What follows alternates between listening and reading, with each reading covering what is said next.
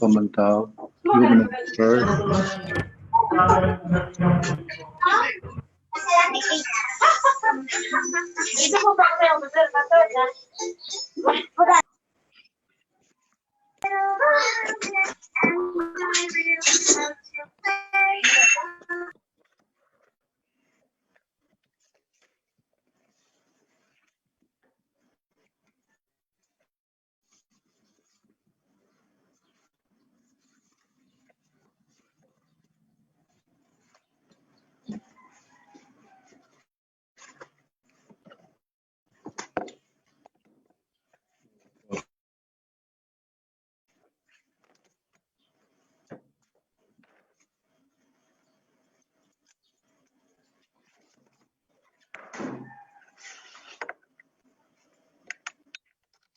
Ron not get to yesterday. Sabi ko mag-brown not or your interruption.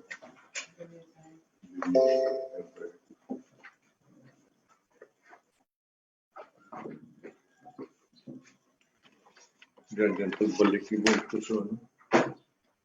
Send sa webinar.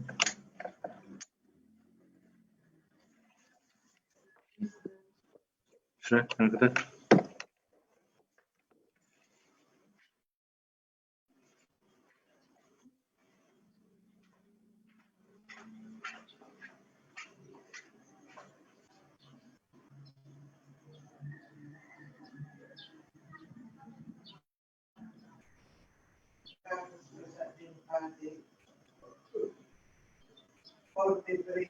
Years old.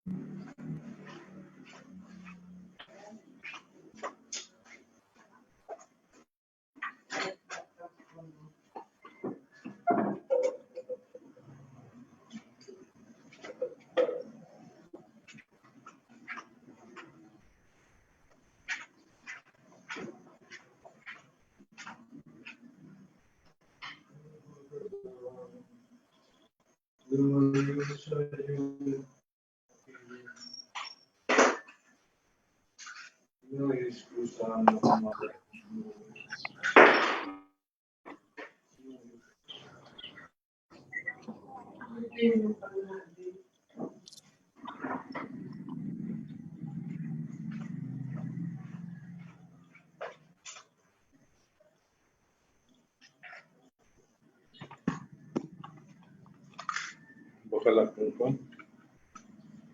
Pila sa tingin ko.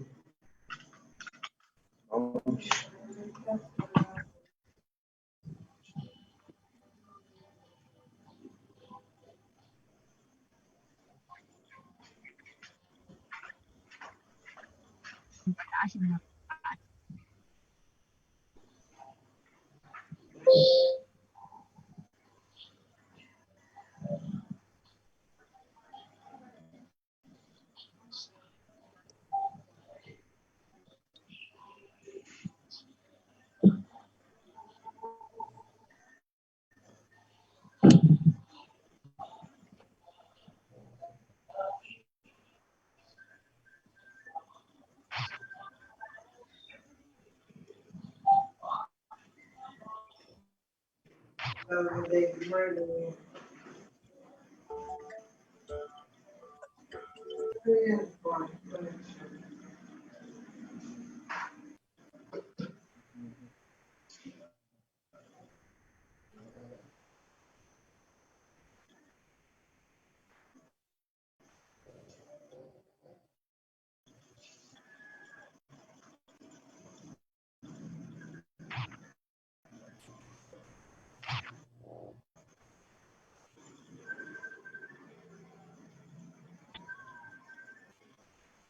Good morning. Hello. Ah? Design.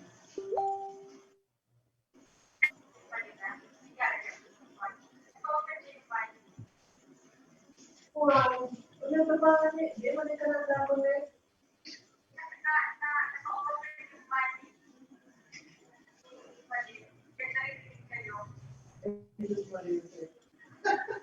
Uy, ang mic ko ba? Thank you. Nag-open ko na ang microphone mo sa mic. I-off mo yan. Ano mo speaker mo? Sabi na nag-open ko mo.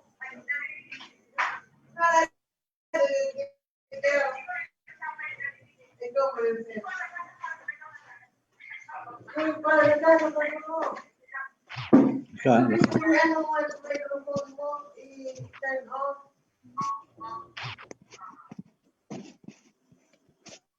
Stop mo na. Pag yan, dyan sa mga i-fix mo.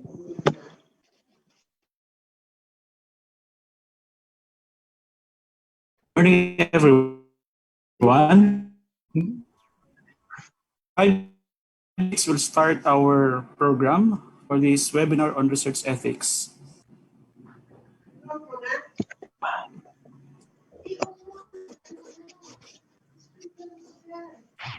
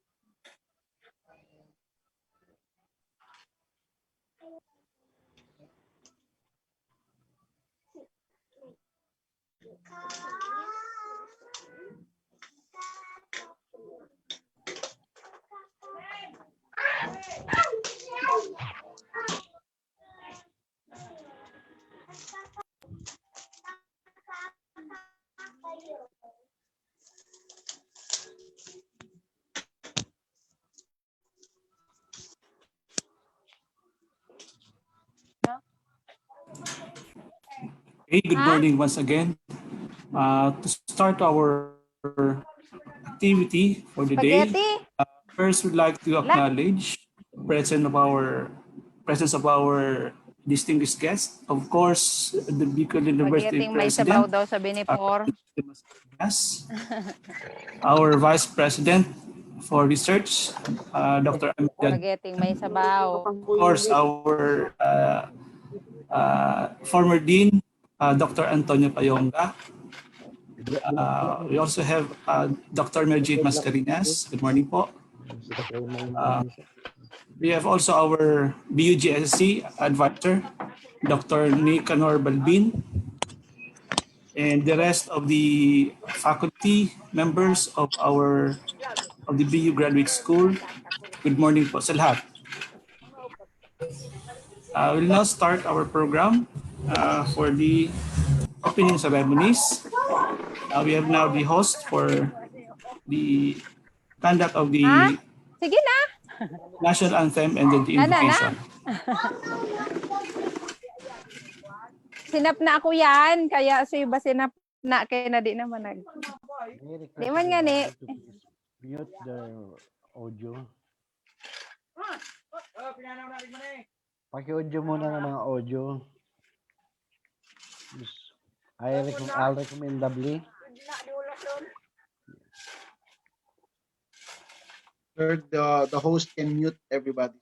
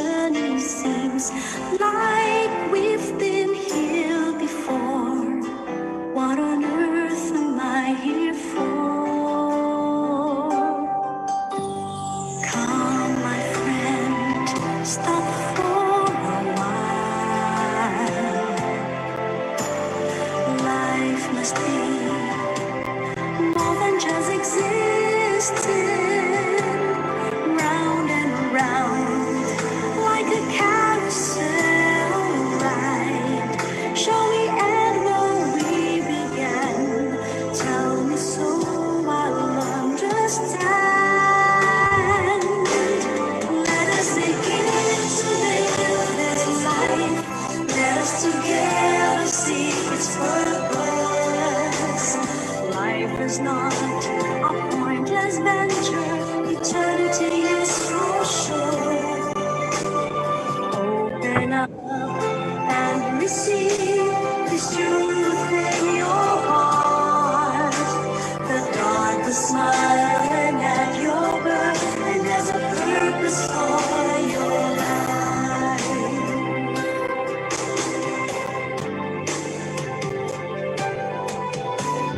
Come, my friend, stop for a while. Life must be more than just existing, round and round, like a carousel ride. Shall we end where we began? Tell me so I'll understand. Let us begin to live this life. Let us together seek its purpose. Life is not a pointless venture. Eternity is for sure. Open up and receive this truth in your heart. That God was smiling at your birth, and there's a purpose for your life. I know the plans that I made for you. Plans for goodness, says the Lord. They were made to last forever, and heaven is our home. Let us begin to live this life. Let us together seek its purpose. Life is not a pointless venture. Eternity is for sure. Open up and receive this truth in your heart.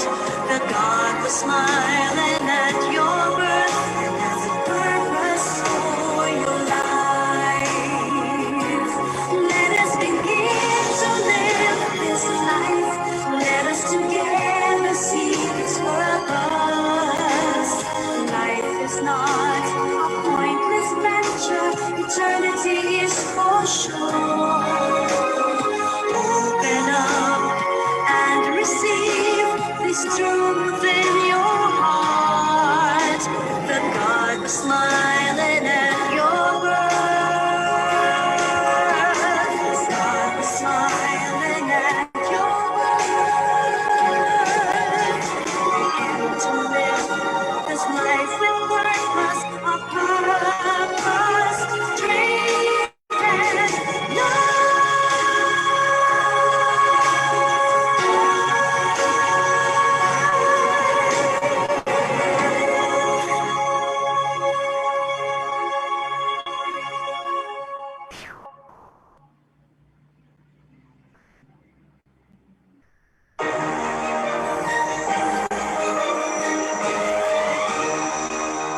My child is growing up healthy.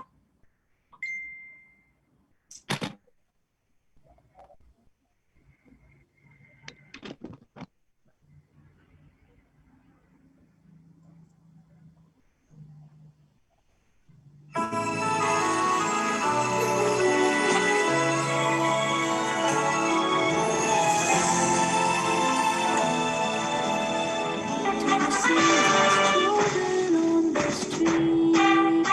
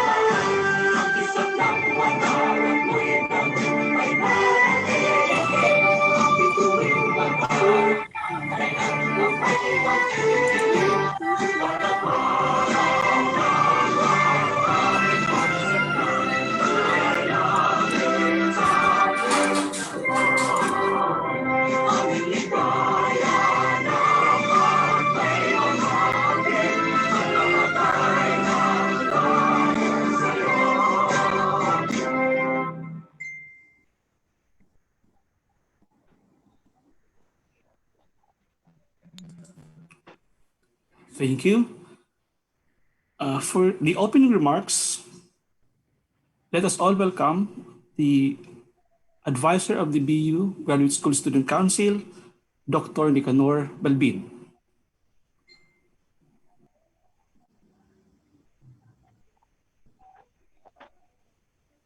Pleasant day to everyone.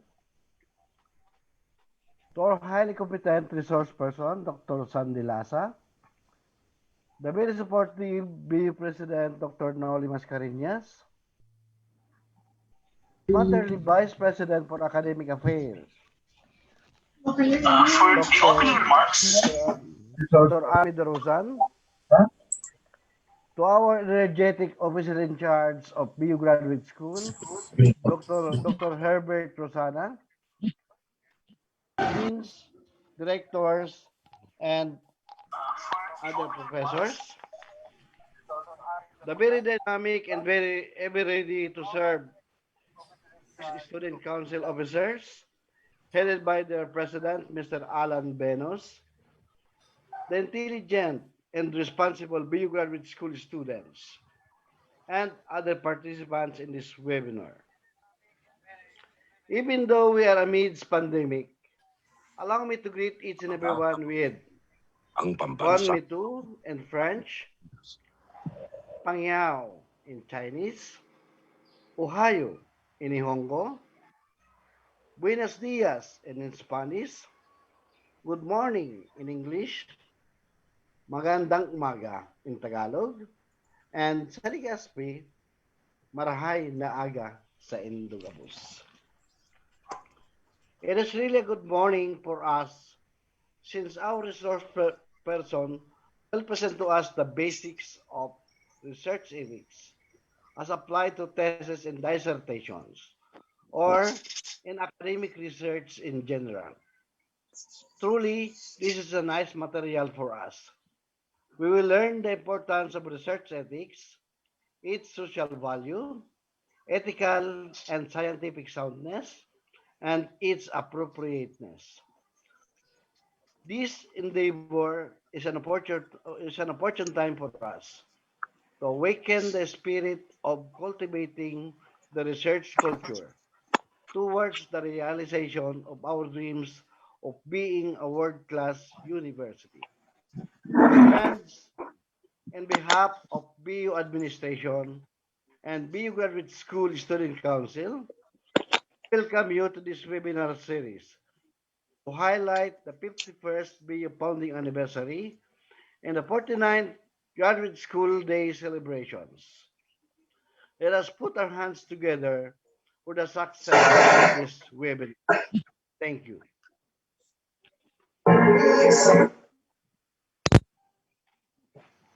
Thank you, Dr. for the warm welcome.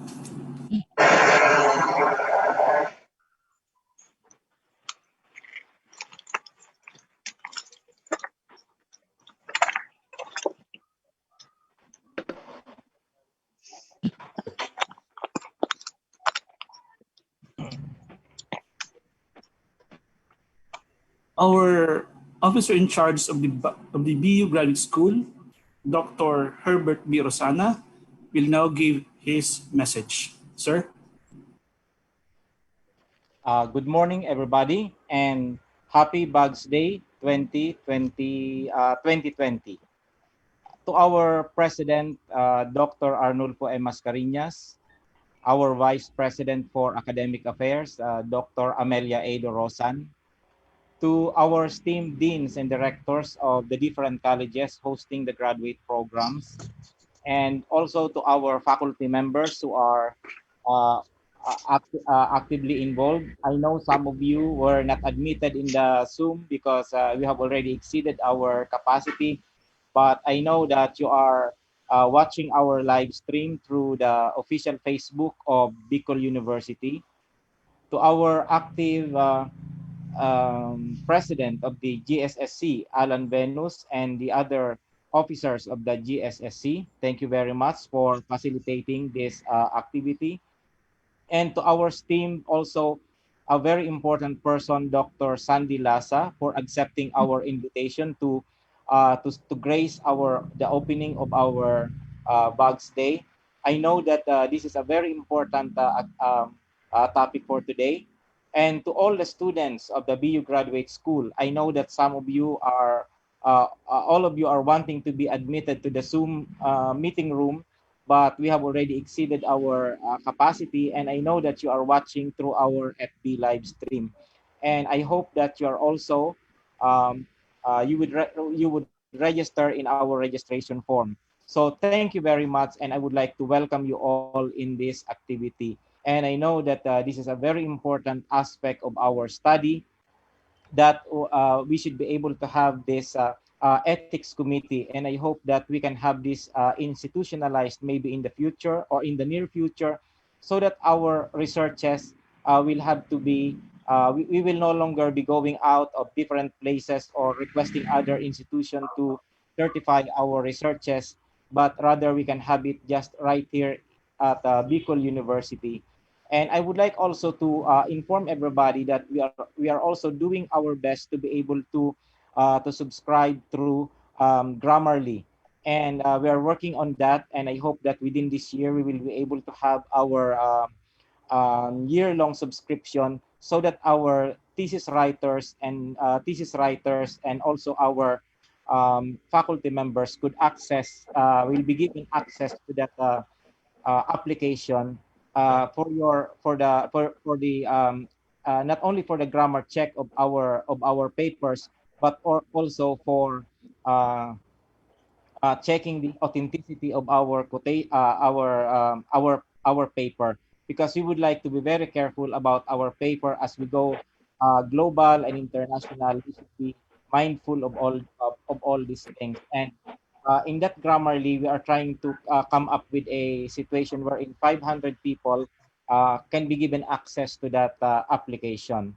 Then secondly, I would like also to make this as an opportunity to make this announcement that we are planning to have a short webinar or seminar or webinar for all students enrolled in thesis writing, because we have received a lot of query about students. They would like to know the process, how to go about it, especially with this pandemic. So in the near, maybe next month, we will organize a seminar for those students enrolled in thesis writing, so that you will be guided as to what to do next, and that it will be easy for you as you go along with your project. And I hope that you will enjoy today's activity. And I also would like also to make an announcement that we also have a continuation activity tomorrow. I have invited a very important person, an expert on trauma healing, and he in the person of Dr. Al Fuertes. He is a minister, and at the same time, he is also an associate professor at the George Mason University in the United States, and he's also an expert in peace and conflict resolution. So to all of you, welcome, and I hope to welcome also very especially Dr. Sandy Lasa, and I am excited to listen to your discussions, and we hope that in the future you can also help us come up with some institutional arrangement how we can certify the ethics of our researches. So to everyone, to all the faculty, and especially to our dear students, welcome to this activity. Thank you so much, sir. So ang ganda ng message, and of course, thank you for the great news, sir. We really appreciate po the efforts of the BU Graduate School, and of course, the support from our key officials. And so now, to give us an inspirational message, let us all welcome the BU President, Dr. Nolly M. Mascarenhas. Sir. Thank you very much to our Vice Presidents, distinguished resource person, Dr. Sandy Lasa, Officer in charge of the BU Graduate School, Dr. Herbert Rosana, Deans and Directors hosting our graduate programs, other officials, of the university, our graduate faculty and support personnel, the GSSC officers, and dear students, good morning. We have indeed come a long way from the pioneer days to finally building a niche in the education landscape of the Bicol region. The history of Bicol University is filled with numerous generous and brilliant minds who have steered the university into what it is today, a thriving, relevant, and transformative academic center where the best and the brightest converge. We have been blessed many times over with good leaders possessing great visions, visions that were firmly planted and rooted in the guiding pillars of Bicol University. Visions that propelled us to achieve what many others in the field have only come to dream of and imagine. The founding fathers, past presidents, previous administrations, highly admired mentors, and the strong human resource of its personnel have all painstakingly left their indelible mark in the pages of Bicol University's colorful tapestry that set the resilient foundation and enabled the present administration to steer the university into further heights of glory.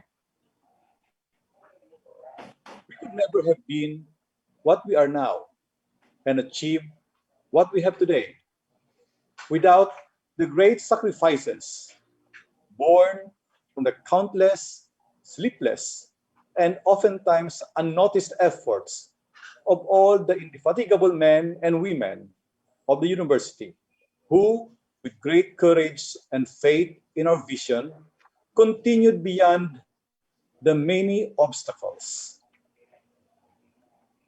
The Bicol University Graduate School has grown to be the melting pot of various expertise throughout its 48 years of existence. It has continued to serve as the home where future leaders and administrators have been honed and eventually recognized in the different fields of endeavors. As Bicol University continues to grow, it has expanded too its reach in other fields through the different learning management systems that now form part of the delivery of service to the graduate school's clients, and its expansion to include the Open University. Today, even as we worry about the uncertainty of our future, with the pandemic still very much looming ahead, we stand proud and momentarily satisfied because we have made an impact in the education landscape of the Bicol region as the premier university offering quality, relevant education to the countless Bicolano scholars whose minds and hearts were shaped by a Bicol University education. This is a great blessing and a gift to us who are part of the Bicol University family as we celebrate 51 years of serving the Bicolano scholars. After 51 years, and even in the midst of this pandemic, burugkos, burunyug man, gilayon kita, sa panahon ng pandemya. We're still united as one family, even in these pandemic times. And we will continue to carve a niche in the education landscape of the nation. But our satisfaction should only be momentary because we have many paths to take and many roads still to travel if we are to achieve our vision of becoming a world-class university, producing leaders and change agents for social transformation and development. Let Bicol University Graduate School take the lead in ensuring that the legacy of an exemplar education continues as we cope with the changes in the new normal in the midst of this COVID-19 pandemic. Happy founding anniversary to Bicol University Graduate School and to our beloved Bicol University.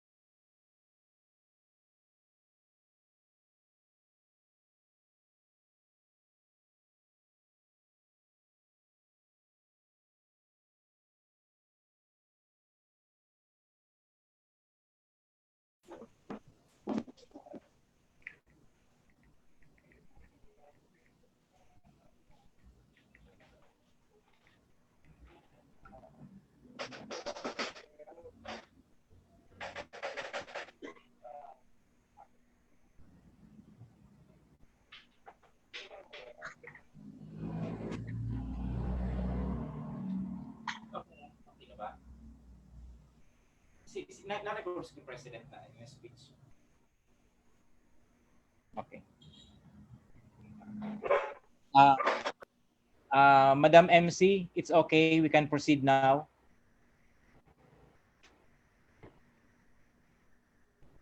Thank you. So it's truly an inspiring message, sir. Thank you so much, dear President. So to give us another message, another inspirational message, I'd like to call in our Vice President for Academic Affairs, Dr. Helen M. Lenareses. Madam.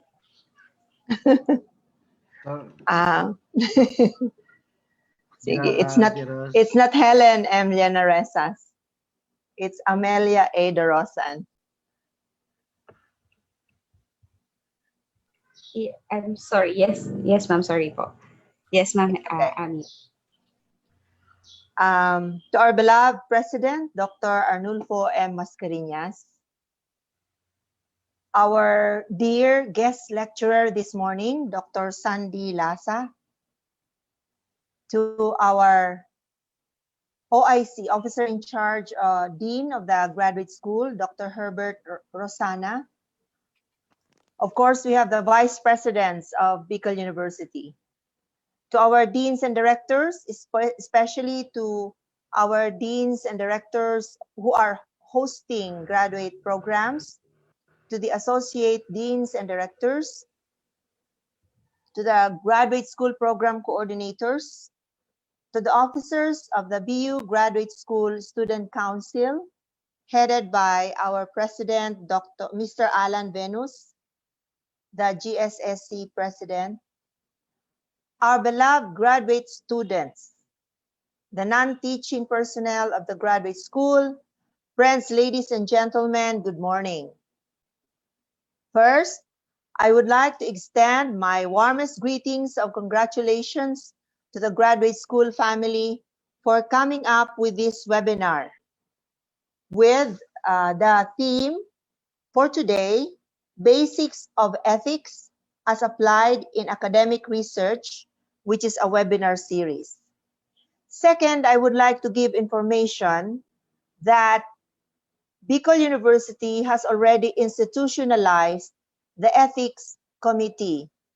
In my short stint as the Vice President for Research, Development, and Extension, the President has given us that challenge to institutionalize the Ethics Committee in the Bicol University.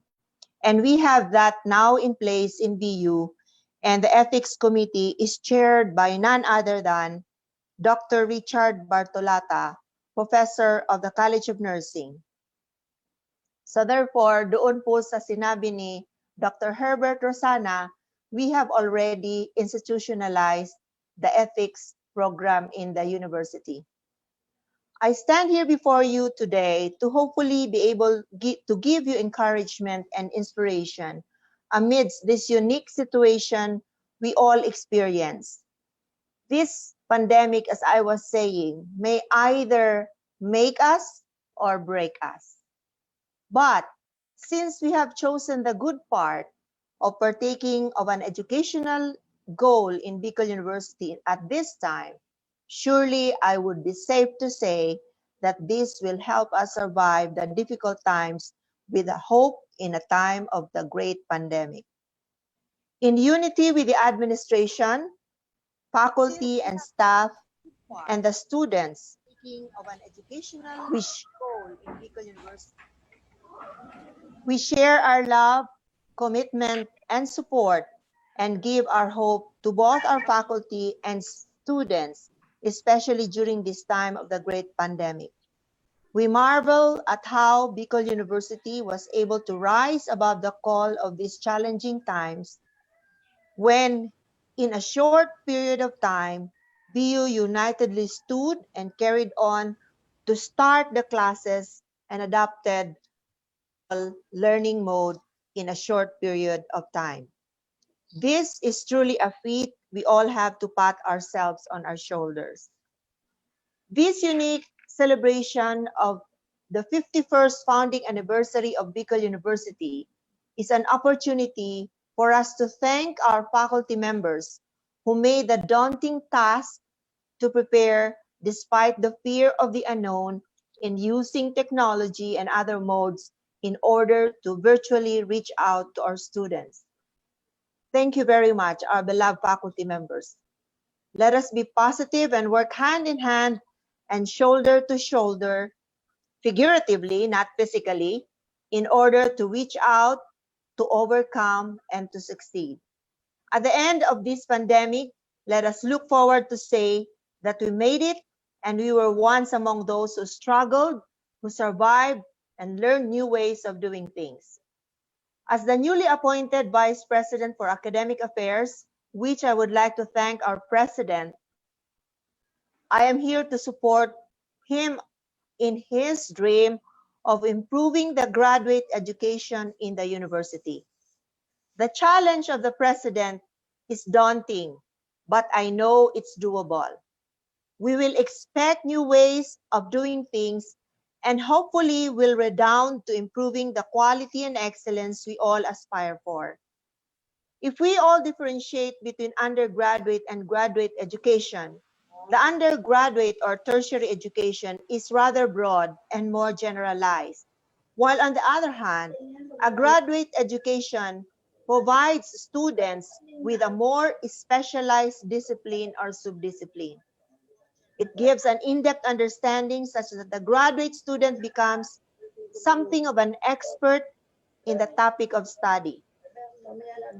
Our students may have your personal reasons for coming to Bicol University Graduate School, but the university is certain in its quest for new knowledge and improved skills in the discipline where it endeavors to undertake. Bicol University at its best hopes to become a world-class university. but it will take more effort in improving the status of the university. We all know that the role of the graduate school in a university is vital and must be strongly taken into view. It is the graduate school in the university that facilitates research and is the primary advocate for the university's research mission. Thus, Bicol University's graduate school is challenged and should create opportunities for research and foster the scholarly basis for continuing research efforts. It is the graduate school that works to promote academic excellence.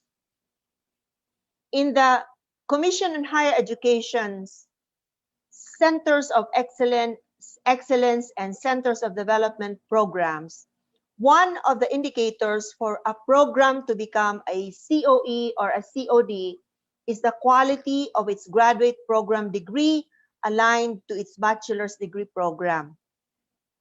Presently, in Bicol University, we have one Center of Excellence, which is the Teacher Education Program of the College of Education in the main campus. And we also have two Centers of Developments, and these are the Fisheries Program in the BU Tabaco campus and the Nursing Program in the College of Nursing main campus.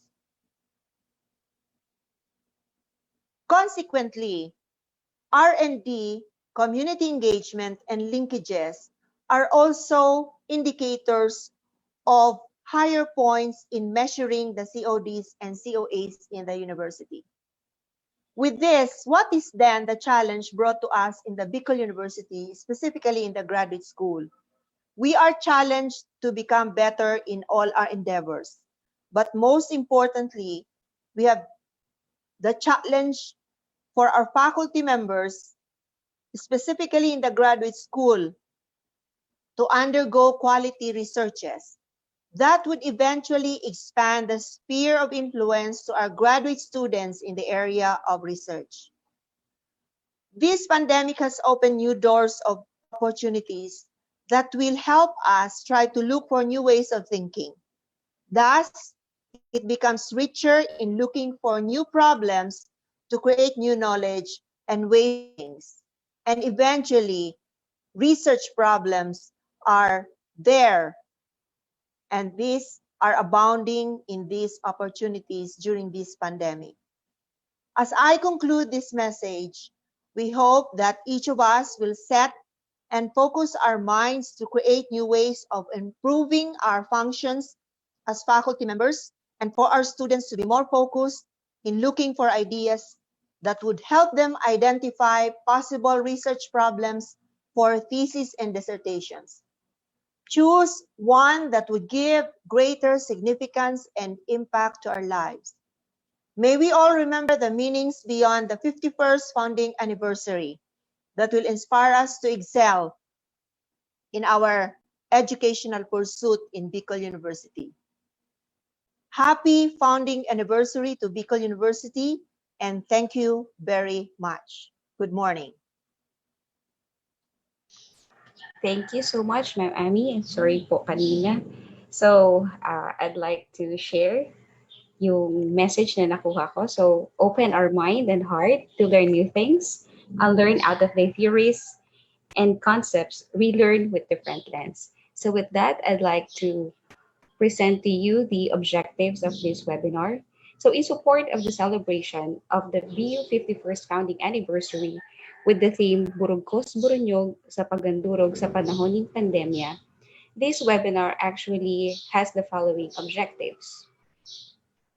The training aims to enhance the awareness of the importance of ethics in research and equip the participants with the basic knowledge, skills, and attitude pertaining to the ethical, legal standards needed when undertaking reviewing research. Specifically, it is designed for participants to be able to recognize the underlying ethical principles, refer to national laws and guidelines when necessary, commit to their roles and responsibilities in good research practice, describe a valid informed consent process and form, determine the risk and benefits in the study, and demonstrate how to balance them. So Basically, in our webinar, the participants will be allowed to have their questions and answer during the open forum, and you may use the chat box for your queries, so the moderator will later on consolidate that. And so at this juncture, please help me welcome our resource person. So to discuss the components of ethics in research, the importance of ethics in research, scientific soundness, ethical soundness, and research appropriateness, we are joined here today by no less than Madam Sandy Camulasa, the PhD in Nursing Education, who is the chairperson in Research Ethics Committee, BICO's Consortium for Health Research and Development from July 2012 to date. She is the Executive Officer for the Planning, Research and Development and Publication of the Universidad de Santa Isabel, sometime in July 2014 to 2020. She is a professor of the USI Graduate School from June 2009 to date. She is a graduate of Doctor of Philosophy in Nursing Education from St. Paul University, Manila in March 2015. Without much further ado, ladies and gentlemen, please help me welcome our resource person for today, Madam Sandy C. Lasa. Thank you. Thank you so much. Thank you for the kind introduction. So just let me correct. I've been the executive officer of the planning and research, but now I'm a full-time faculty now of the College of Nursing of USI. So, but I'm here in my capacity as the chair of the Research Ethics Committee. But before that, let me first say thank you for the invitation. So I'm grateful for the invitation, and this is also an avenue for us to pursue with our advocacy of sharing research ethics for awareness. And also I'm also here again, as I've said, in my capacity as the chair of the Research Ethics Committee. We are under the BICAL Consortium for Health Research and Development. And just to let everybody know, our office actually is at the BICAL University. So yes, we are manned. The BICAL Consortium for Health Research in Development is manned by BICAL University, and our chair actually is Dr. Nolly. So I've been the chair of the Research Ethics Committee since 2012, and one of our advocacies also actually is to help in every institution, so specifically education institution, to have their own ethics committee. So we've been doing actually a yearly training of in terms of ano ba yung mga requirements in terms of establishing your own institutional research ethics committee. And most of the time we have participants from BICAL University, and Dr. Richard Bartolata,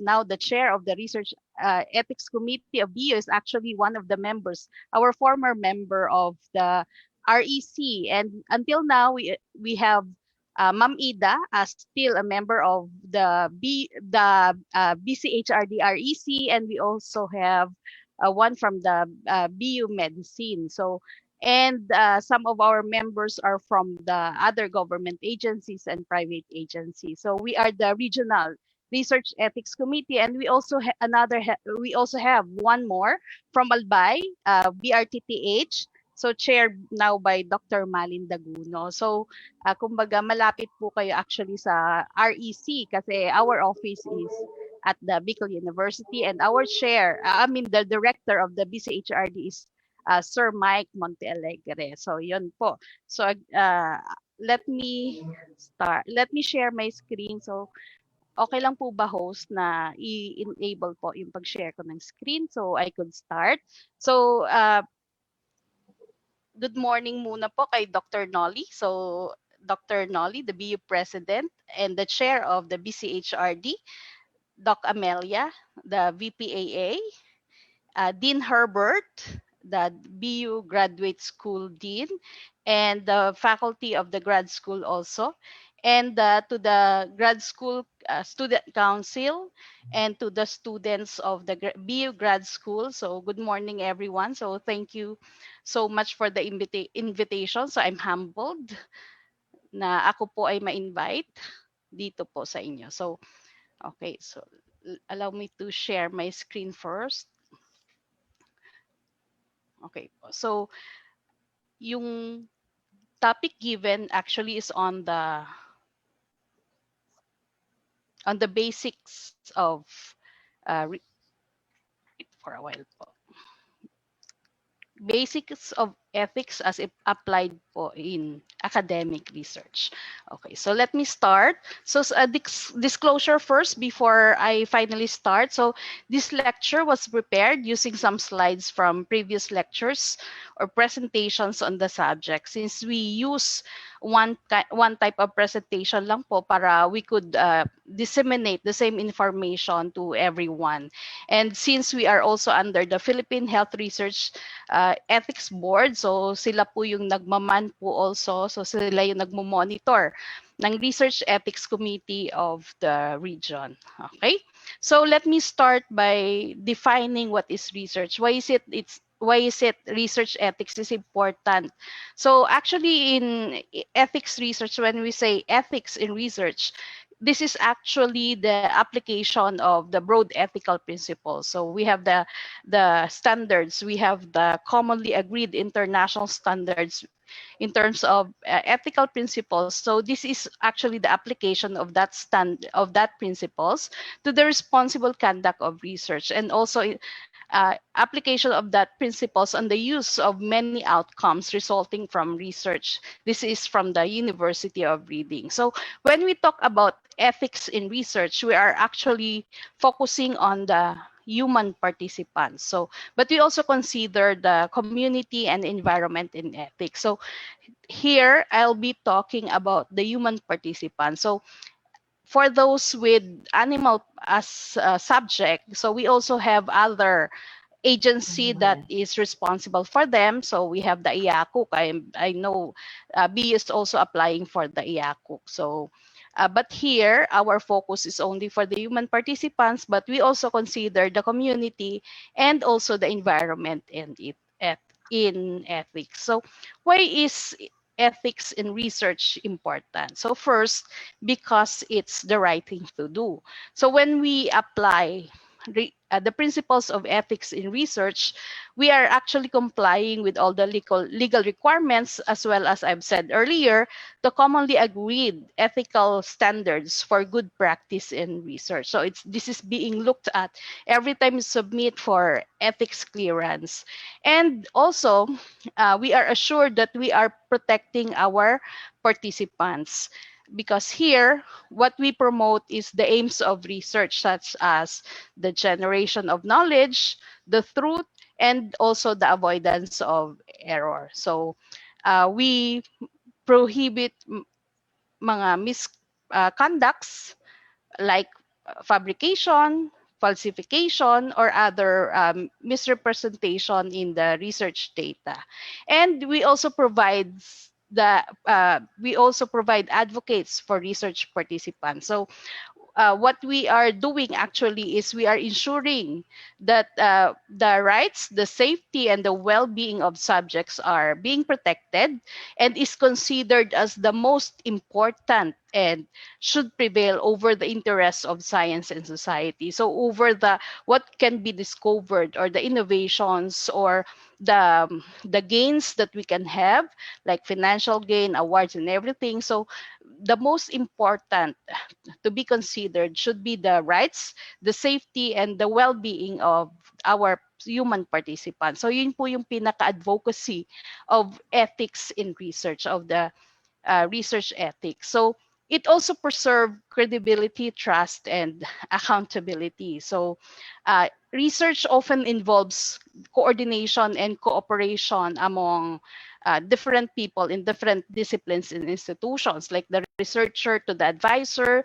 the researcher to the panel of evaluators, the researcher to the community, or the researcher to the respondents or to the participants. So by this, the research ethics promote the value that are essential to collaborative work, like the trust, accountability, mutual respect, and fairness also. So, and we also, in research ethics, we also follow the guidelines for authorship, copyright. So it's being also looked at, and also the confidentiality rules and peer reviewed. So this is also being considered in research ethics. And because of research ethics, so we also reduce liabilities, wasted time, and resources. So, and also, this turns useless, harmful, worthless to useful, helpful, and worthy research results. So ethical norms in research helps to build public support for research. So if like for example, we have researchers for funding. So the funding institutions, if they can see that we are trustworthy, or even our research proposal can be trusted in terms of the quality and integrity of research, so hindi po tayo mahirapan to look for fundings. And also, it promotes a variety of other important social values, such as we become more responsible socially. We protect the human rights for those involving researches involving animals. So we protect the welfare of the animals, and we comply with law and public health and safety, like for example, fabrication of data, so and also falsification. So these are some of those important things to consider why we need to follow research ethics. Okay? So ano po ba yung mga basic components? Actually, we only have these basic components, which I'll be discussing as I go. Like our research, first and foremost, should be for good of man. So there should be social value. So gone are those days that we only conduct research for compliance purposes, like for compliance for ranking, for awards. So ngayon po, even if you present researches for international conferences, lagi pong tinitingnan the social value. So what would be the relevance of your research in the development or innovation or in uplifting the lives of the community people? So kailangan merong ganun laging aspeto, para saan at para kanino po ba yung ginagawa nating research. It should not be only for our own consumption. And it should also we also looked at the scientific soundness. So yung mga technical aspect, it's kumbaga very important that we follow yung mga technical aspect. Kasi nga po, if it's not kumbaga sound scientifically, then we cannot consider it as ethically sound also. So yun, even the ethical soundness and the researcher appropriateness. So are we a ethical researcher, or yung bang we just do the research because of just to comply with requirements, just to graduate in the graduate school program, etc., etc. And also, as we also, since now we encourage researches that is for the community. So in doing the research, yun po ba from the very start, we involve na po ba the community? Okay? Or we just go to the community people or to the community pagtapos na po ang research natin, and then we just let them we just implement a program na hindi nga po nila feel na need po pala nila yon, na there's a problem po pala na ganon in the community level. Okay? So I'll be discussing them. So I'll start with scientific soundness. So this is in the context of how we review proposals. So una-una po tinitingnan po namin is the scientific soundness. So the technical aspect of research. If you will be submitting for review, for ethics review, so if underwent already technical review, so you need to also submit yung result Okay. of the technical review. So yun po yung unang tinitingnan po natin. So like, will the data be valid and credible? So remember that bad science is bad ethics. So we cannot actually proceed with the review of with the ethical review if there is a problem with the technical aspect of or the scientific aspect of research. So yun muna yung inuuna po natin. And once it's okay na, so we complied with the scientific or the technical aspect of research, that's the only time that we can proceed with the ethical review. And the purpose and method, is it appropriate? So yung purpose po ba congruent with the methodology that we are going to use? Is it scientifically sound? Will it be for the good of man? So I'll not be discussing so much with the technical aspect, but I could focus more on the ethical aspect. Kasi po etong actually training na to, this training module is actually given for 3 days, but I only kumbaga pick up some areas which I can deliver for less than 2 hours. Ano po? So will man be protected as we do our research? So to ensure scientific soundness, we ensure that the following outcomes are useful. Like for the purpose, is it justifiable? Is the objective attainable? So design, the researcher, is it REC approved? So sabi nga po ni Dr. Amelia, now yung ano po yung BU REC is institutionalized, so kailangan na lang po sigurong isubmit for registration and for accreditation if you are, I don't know if you are aiming for level 1 or level 2. Yung BCHRD REC po, we are level 2.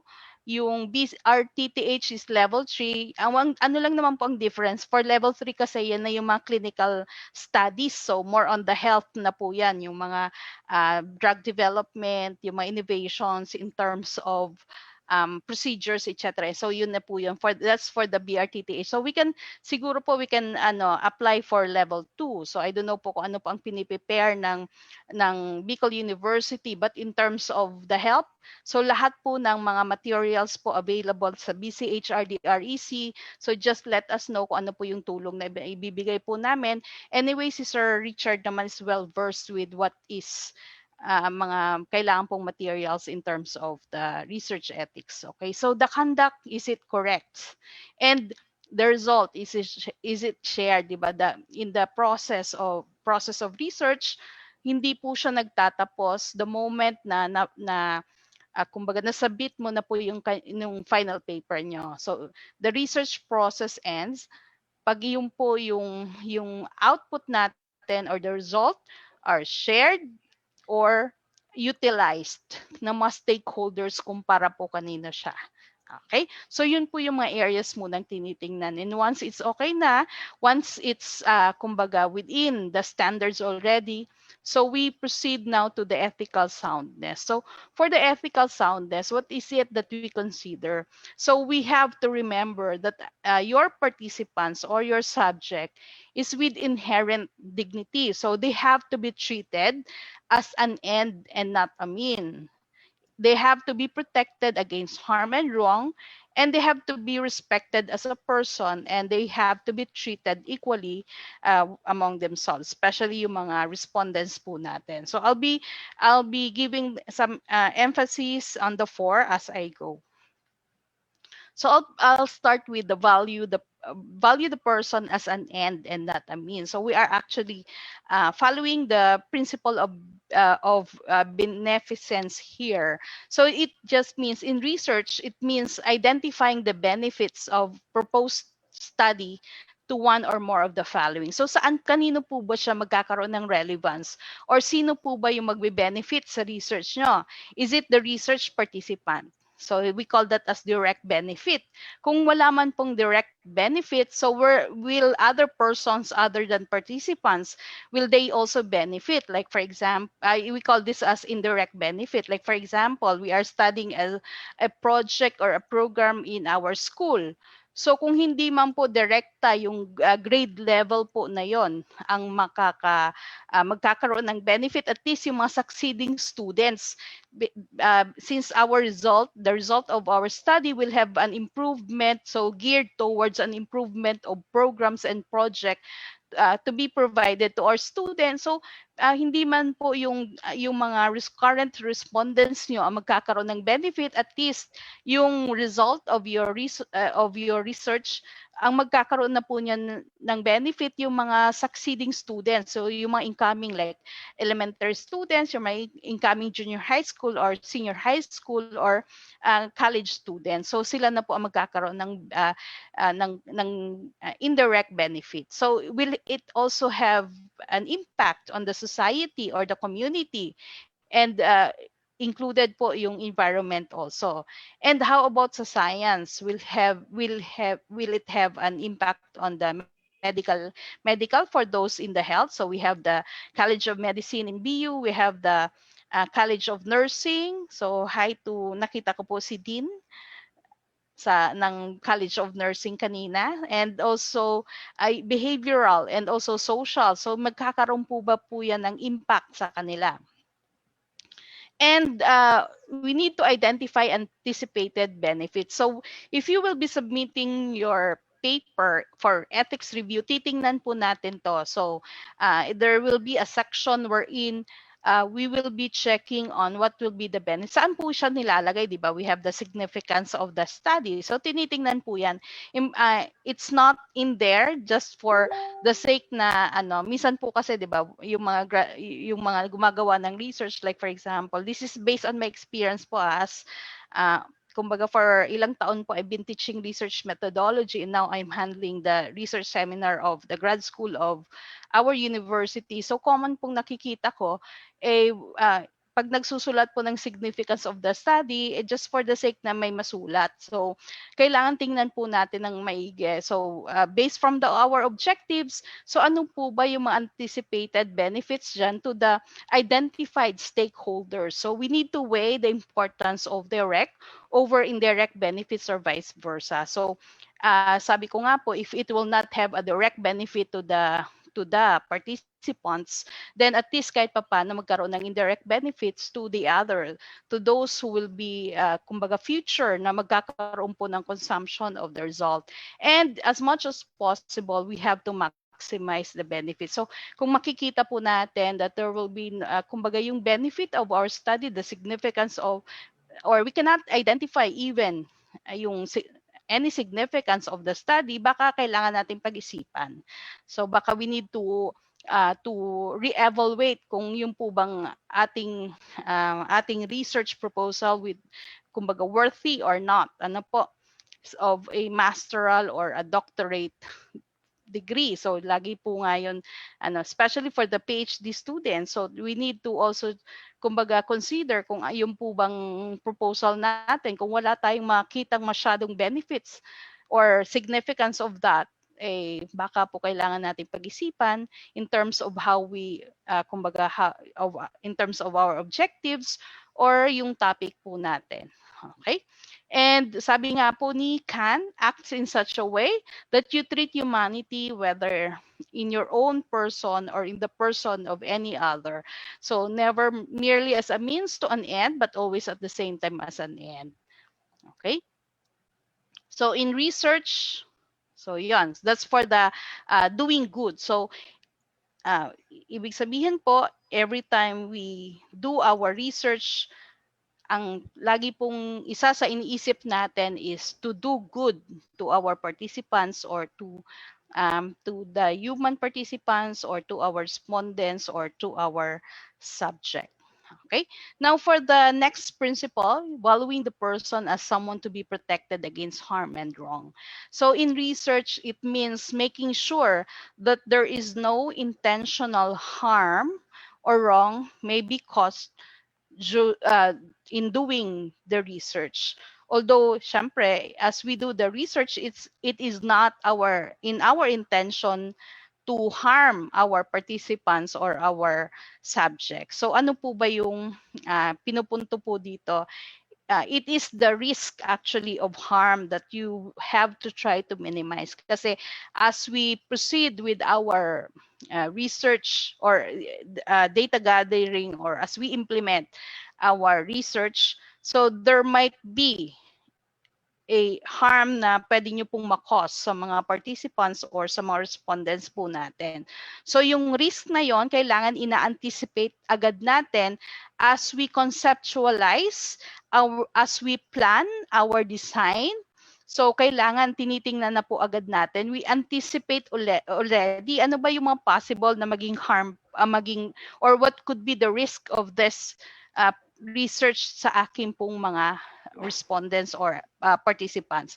So ano po ba yung mga risk na yon? Like for example, physical risk. Like if you will be asking your respondents to do physical exercises, baka kailangan i-consider natin, like for example, mga students natin, yung sila po ang gagawa ng mga physical exercises or mga stunts or whatever.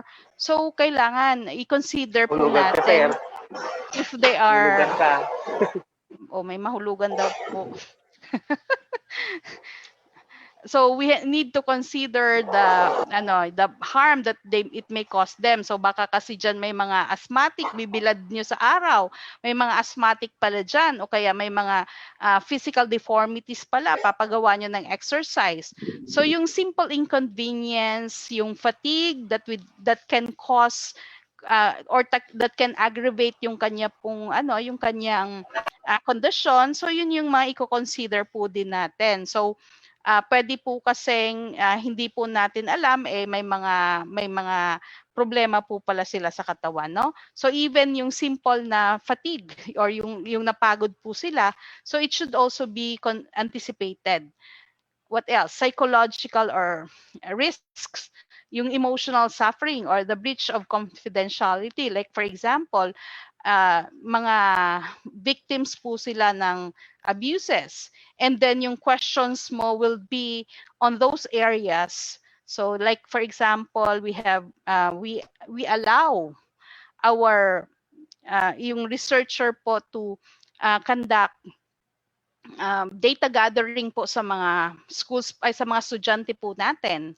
And then not knowing pala na isa po doon a victim of abuse. So pag sinagot po nila yung mga questions po doon sa mga research instrument nyo, baka po ma-trigger uli, bumalik po yung kanyang alaala doon po sa mga instances na siya po ay nakakaranas ng abuse or yon. So pwede pong magkaroon ng kumbaga mabaliking trauma, or pwede pong ma-trigger uli yung emotional suffering niya. So we need to also consider those areas. So tinitingnan din po natin pag may mga ganun pong klaseng mga researches that will involve mga questions on abuse, etc., na medyo in terms of yung questions, pwedeng possible na maka-trigger po siya ng emotions or the psychological aspect of patients or of respondents. So tinitingnan po natin kung yung po bang researcher may capacity to address yung ganong klaseng problema. So we need to anticipate if in case man merong mangyaring ganon, ano po ba ang nakalagay mo pong doon sa proposal mo, ano po ba ang pwede nating gawin to address if in case may situation po ng ganyan na mangyayari. So it should be also included as a plan for our research. And also social risk also.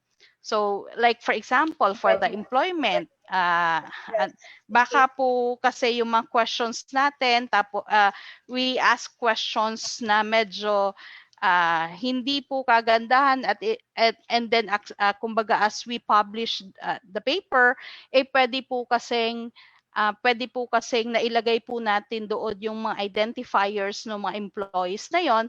So pwedeng mag-cause yon ng kanilang employment, or it could also cause social discrimination or stigma. Like for instance, yung mga sexually abused. So pag nilagay po natin saan silang lugar, saan silang institution, so it can also cause mga social discrimination or stigma, hindi nga po natin nilagay yung pangalan, pero nilagay naman po natin yung kanilang lugar, specifically anong barangay. So, syempre, di ba, that's nature ng mga tao na once na narinig po nila yung barangay na yun, pwede magkaroon na ng stigma or social discrimination. So, it's very important that as we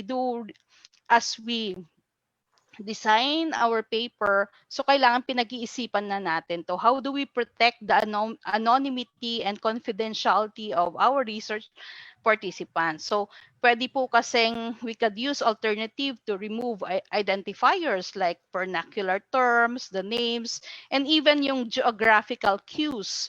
Or provide proxies when we write also. So kailangan we also kumbaga plan ahead. Ano po ba yung mga identifiable information? So we anticipate at the outset of our paper, pwedeng sa thesis or dissertation natin, when we think about issues of research such as this one. Okay? And like also, for example, you ask them to go to a certain area, so economic risk.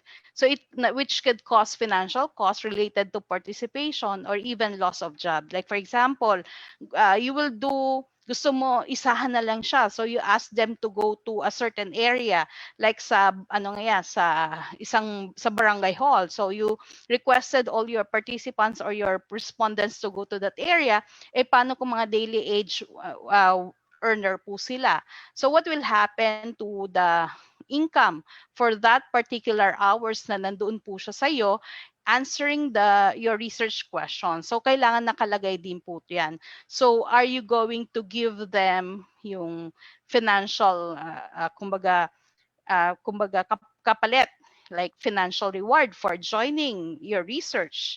Kasi po nawalan sila ng income for the day dahil instead of working, nandoon na po siya sa iyo nag-answer ng mga questions mo. So these things should be anticipated, should be well planned as we conceptualize po our research proposal. So minsan po kasi we tend to forget, so akala lang natin na yung planning lang kung sino yung age bracket, ito yung age bracket, the gender, etc. So yung mga risks na pwede pong mangyari as we subject them to our procedures or to the mga activities which will lead to the conceptualization or to yung gather mo ng data, so baka po ina-expose na natin sila to the different harms. So these things should be looked into. So how do we protect participants in research? So as much as possible, we minimize risk. When we say minimal risk, ano po bang ibig sabihin yan? It means that participants will encounter no harm or discomforts greater than those that are a normal part of their daily living. So wala na po silang mararamdaman, wala po silang mafe-feel na any harm more than kung ano po yung nafe-feel po nila. So protect the anonymity and confidentiality of research participants. So this can also be minimized. So disclosure of identifiable sensitive information. So ano po ba itong mga to? Like for example, information about criminal behavior. If your topic is on that area, information about work-related actions that if known could damage individual employment. Information of widely known which kumbaga could lead to stigma or shaming like for example mga sexually abused or yung mga diseases na medyo pag nalaman po nila ay kinakatakutan na po sila. Information about financial or legal aspects of individual's life which if publicly known might enable identity or identity theft or fraud. So how do we address? So we need to protect, as I've said, yung identity of participants. Like how do we do that? Like if you have datas, mga sensitive datas, so may bearing din po kasi on how we protect the data. So you can either use flash drives that are removable and password protected. So minsan hindi po natin binibigyan siya ng too much emphasis that data coming from the patient, coming from our participants and respondents should be well protected. Hindi nga po siya pwedeng gawing scratch, some of us, no? So yung yung back part, pag pwede pa naman ginagawa nating scratch paper yung mga datas that we have collected sa mga participants po natin. So may may standards po yan na it should be kept muna at least mga 5 to 10 depende po sa institutional policy na naka-intact lang po yan, naka-protect po yan kung pwede nga pong ilagay nyo yan sa isang closed na tawag niyan, na lalagyan.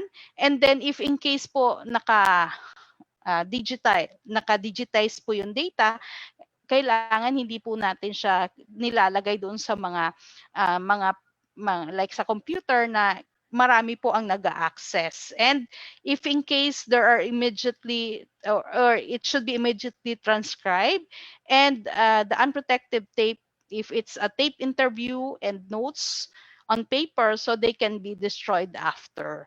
So for emotional or psychological trauma, this is when you ask respondents to describe painful event or a stigmatized identity that they do not usually discuss otherwise. So pwede nyo pong, if that would be the case, pwede nyo naman pong hanapin instead na respondents yung mga open na in terms of their experiences na mga ganito, rather than looking for those mga participants or respondents na kumbaga hindi po sila talaga nagsasalita. They are not open with their past experiences na talagang na-traumatize po sila. No? So this is also being looked at. And also valuing persons again.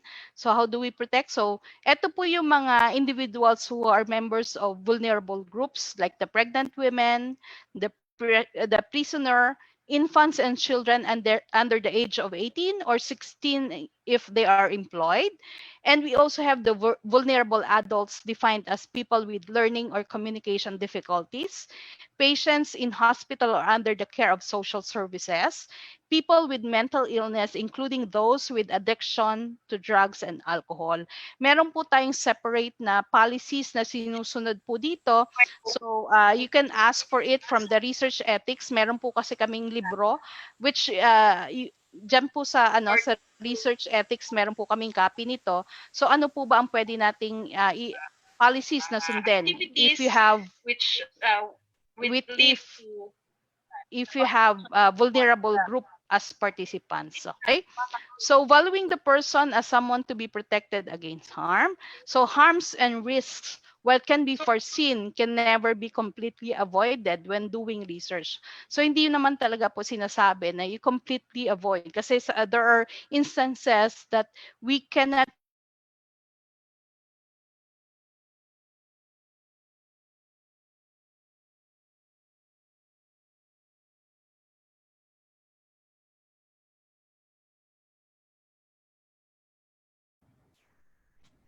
Hello, madam. Please unmute po, ma'am.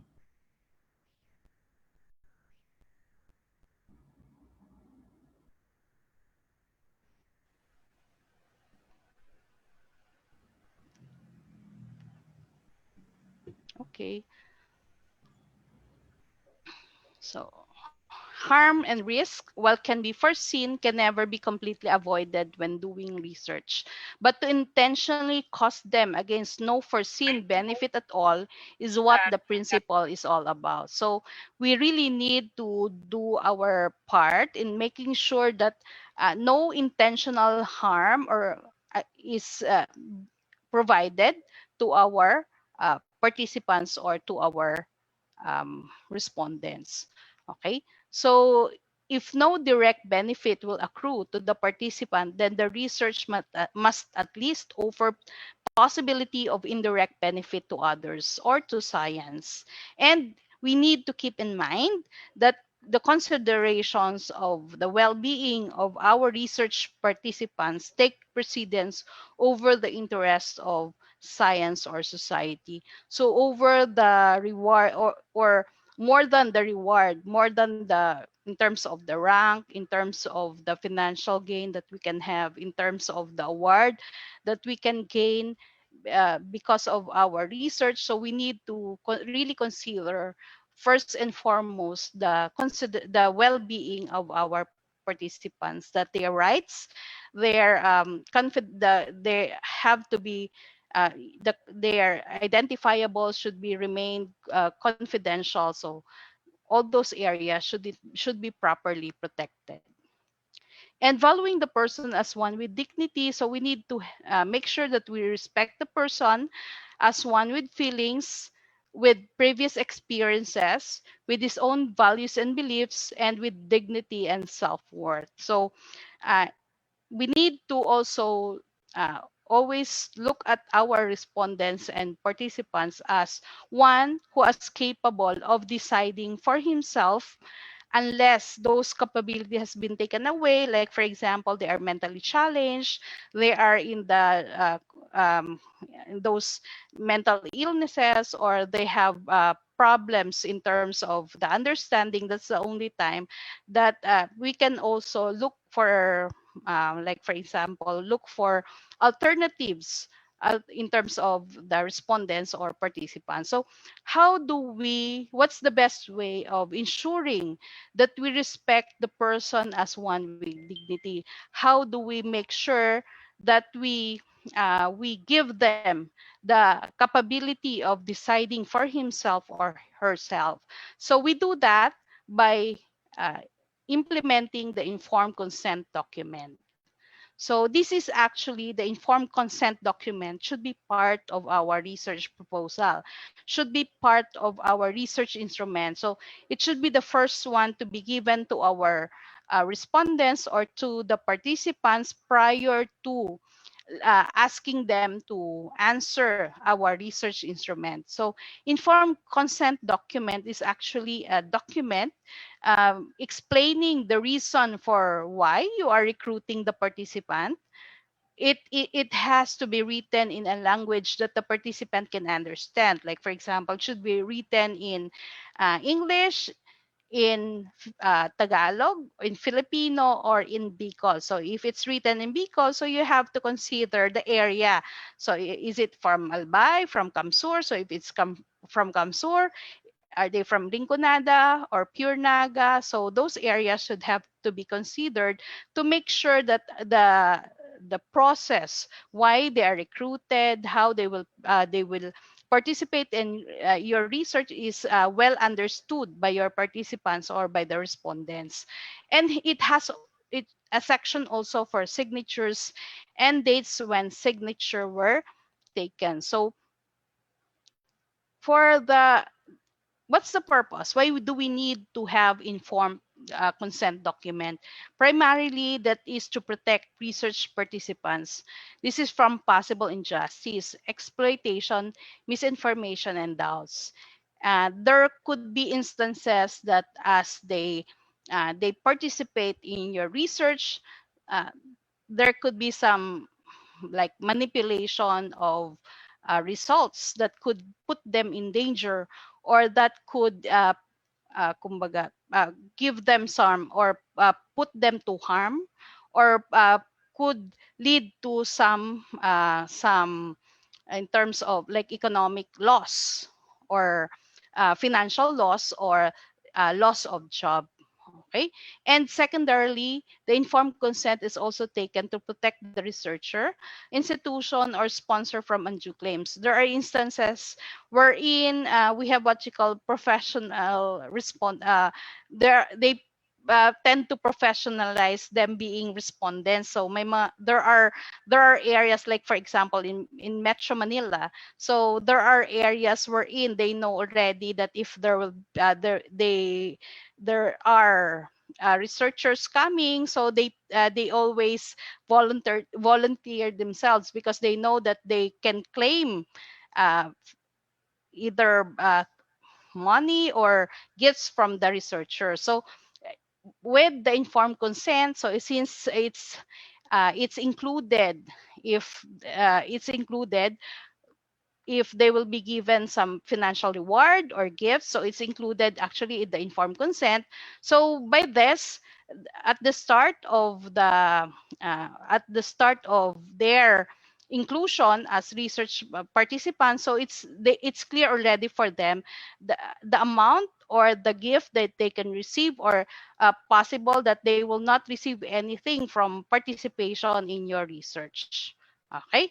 And also remember that the informed consent takes the form of the social, legal, as well as moral document. And thirdly, the informed consent also is taken to help protect the quality of research, because we are ensured that we are complying with the standards in terms of the process, in terms of the methodology that we use, ensuring that we don't add or we don't make some adjustments with the result of our study. Okay. And what are the elements of informed consent? Informed consent should have full disclosure, adequate comprehension, and voluntary of choice. So what does this mean? So when we say full disclosure, so in your informed consent, it should be placed there, the initial contact, or this is actually given during your initial contact. So it should be clear to them why they are being recruited. So what is the objective of the study? So what is the study all about? So how the study will proceed? So how the manner of their participation and the extent of their participation also. Like for example, they'll only be there for 15 to 30 minutes. It will be through interview. It will be through, like for example, they will be answering questions from your research instrument, or it will be on an interview together with other participants, or it will be done in an area, or like for example, you will visit them in their houses. So it should be contained in your research, I mean informed consent document as full disclosure. And uh, who is recruiting him or her. So there should be also an area wherein the information of researchers should be also included, like the name, the uh, contact number. If in case there will be questions, your participants or your respondents can easily contact you. So minimum information. So in the informed consent document, you have to inform them that what you are doing is research. So if it's a procedure being tested, that you have also to inform them that it is not within the standard yet. So if it's not within the standard yet, so that would mean there could be possible risks or harm that the research could, or in the process there could be harm that could occur, and that the participation is voluntary. So it's also actually included there. As we in our review of your research proposal, if you will be submitting them for ethics review, we have another checklist for the evaluation of informed consent document, and these areas are being also looked at. So the participation, that it is voluntary, and that there will be confidentiality of data. So you will have to include there who are those people responsible for those data, or who will be the ones to evaluate the data. Like for example, it will just be presented to your advisor, it will just be presented to the panel of evaluators or to the dean of the grad school. But if you have a plan of later on presenting them to a forum or to a conference, or you have a plan of publishing your paper, then it should also be placed there. But you have to inform your participants that the data will be kept confidential. So no identifier will be leaked. Like for example, the name, the address, the any and other individual identifiers. That the compensation for joining the study will be or will not be available. So it should also be placed in your informed consent document to make sure that at the start, that your participants will not look for any like look for rewards or will anticipate for payment. So they know that really what they will be doing is voluntary. So what else? That injuries related to or sustained during the study will be treated. So without expense to the participant. So this one should also be included if in case you know that your procedure, the procedure that will be that your participants will be undergoing will could lead to possible injury or possible harm. So it should be included or should be anticipated what could be the treatment or how to address those possible injuries or harm, so that the participants will be informed also that if in case that will happen, so they know what to expect. Okay, like if it's for trauma, so there should be somebody with the expertise on trauma on standby. So if in case it will cause them, like it could possible their health will be aggravated. So possible it should also be included what possible treatment or possible medical intervention could be given to your participants or to the respondents, and that the participants can withdraw. So yes, it's included that the participants can withdraw from study anytime. Like for instance, you are in the data analysis already and the participants ask you that their name be withdrawn, that their name be removed from the list of study participants, then you have no choice but to remove them. Okay, like for example, you are in the process of data of finalizing your the results, and then few of your participants ask to be removed, then you have to do so. Okay, it will just be you can just place that as a limitation of your study. So you can add that part in the towards the end of your paper, or you can add that in your research methodology, that from the list, from the number of participants, like if it's a 100, you were only able to finalize an 85 participants because some of them withdrawn in the process. So it can be justified in your study as a limitation. And also physical risks, discomforts, and due to the procedure. And if there are expected benefits or circumstances for discontinuation of the study. By the way, we have actually a prototype informed consent document, so you don't need uh, to make your own. So you can ask for it from the research ethics committee office for the prototype of informed consent document. It's the one we are using. Actually, it's downloaded from the national level, which you can also adapt or make some adjustments. So you don't need to think of what should be included. There's a guide already. So you can have that. And also, you need to include statements like, will they be provided with information like after you have finalized your data, will they be given the information about the result of your research? Can they access the data or the records anytime? So it can also be included, and that the result of the study will be made known to the participants before publication. And also that the participants' consent will be secured in case of a subsequent study using his data and records.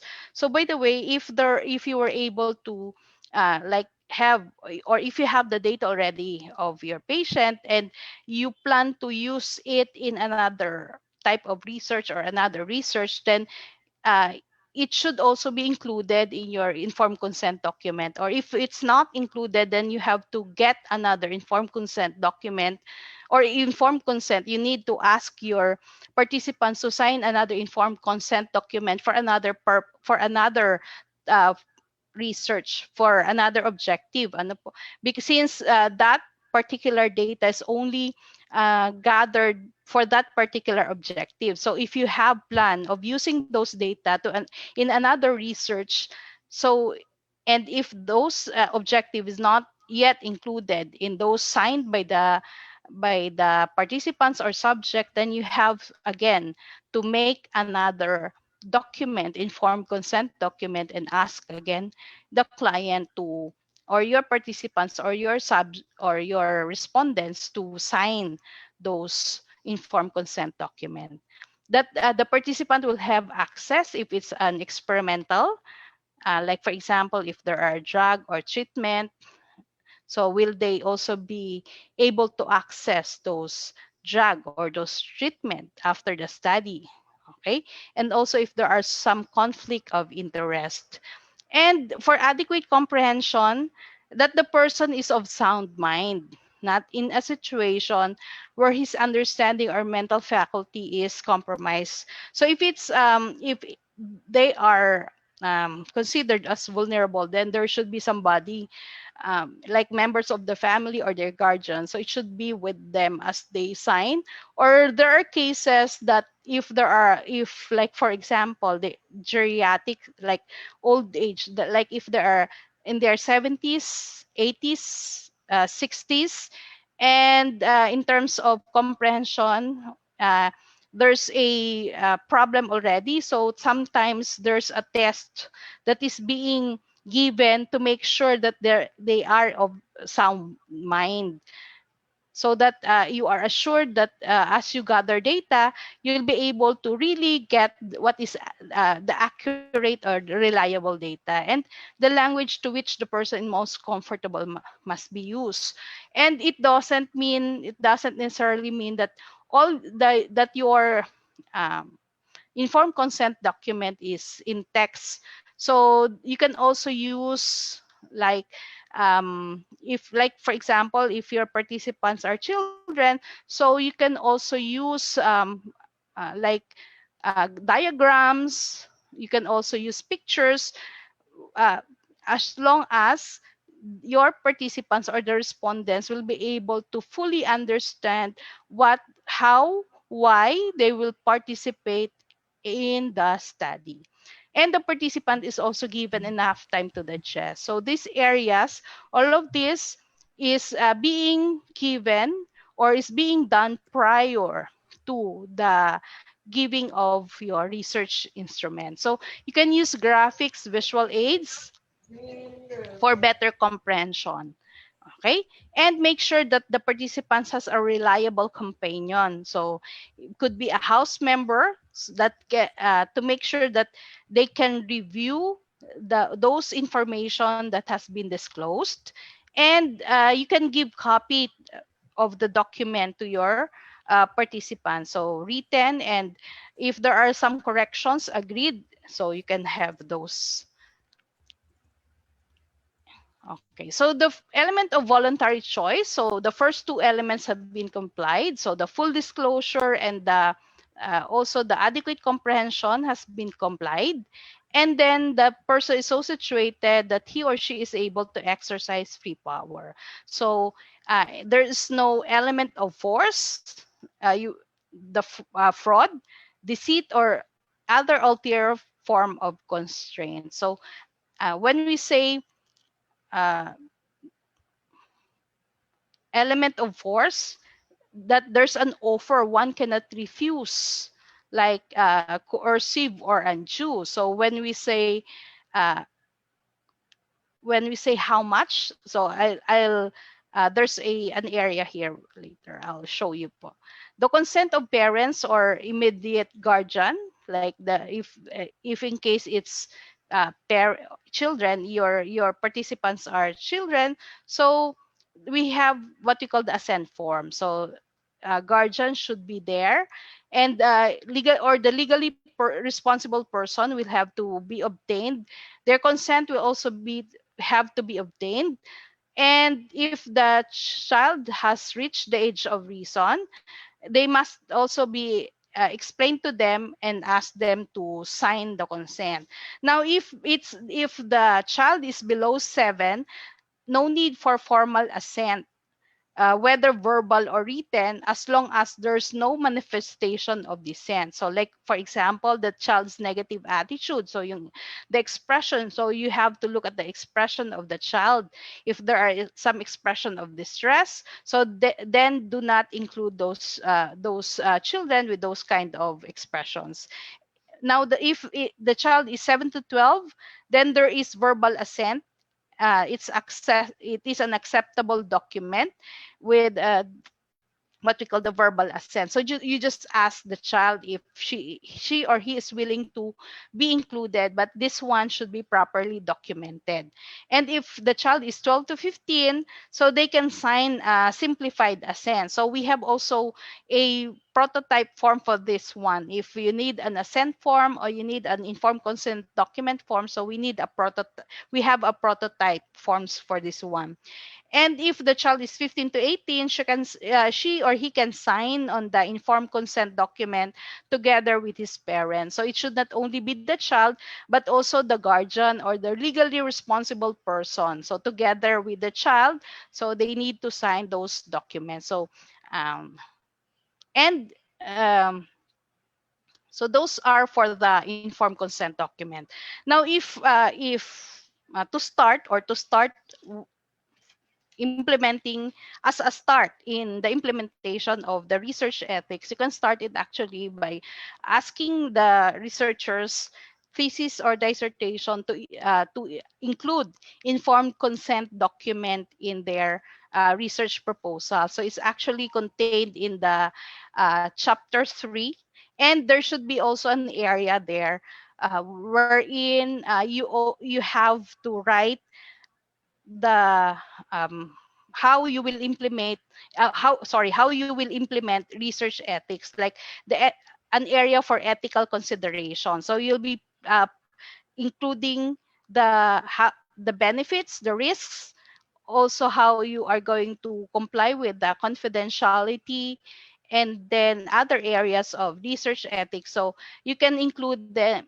You can have a one paragraph as ethical consideration of research included in your chapter 3. And to start, you can ask them to comply with the informed consent document, and those areas that I have just discussed can be included. Okay. And valuing the person as equal to others. So the rightness of people's interaction and relationships. So we give or not deprive others their due. So we only give what they deserve. So to apply, so do not increase but reduce inequality. So there should be truth telling. So in terms of the recruitment, so fair recruitment, sampling, assignment. So sampling design is also crucial. So we need to give equal chance for our participants to be included, and consent for participations is a one way of respecting the person and the confidentiality. So there should be a consent for publication of like for example, you will be publishing pictures.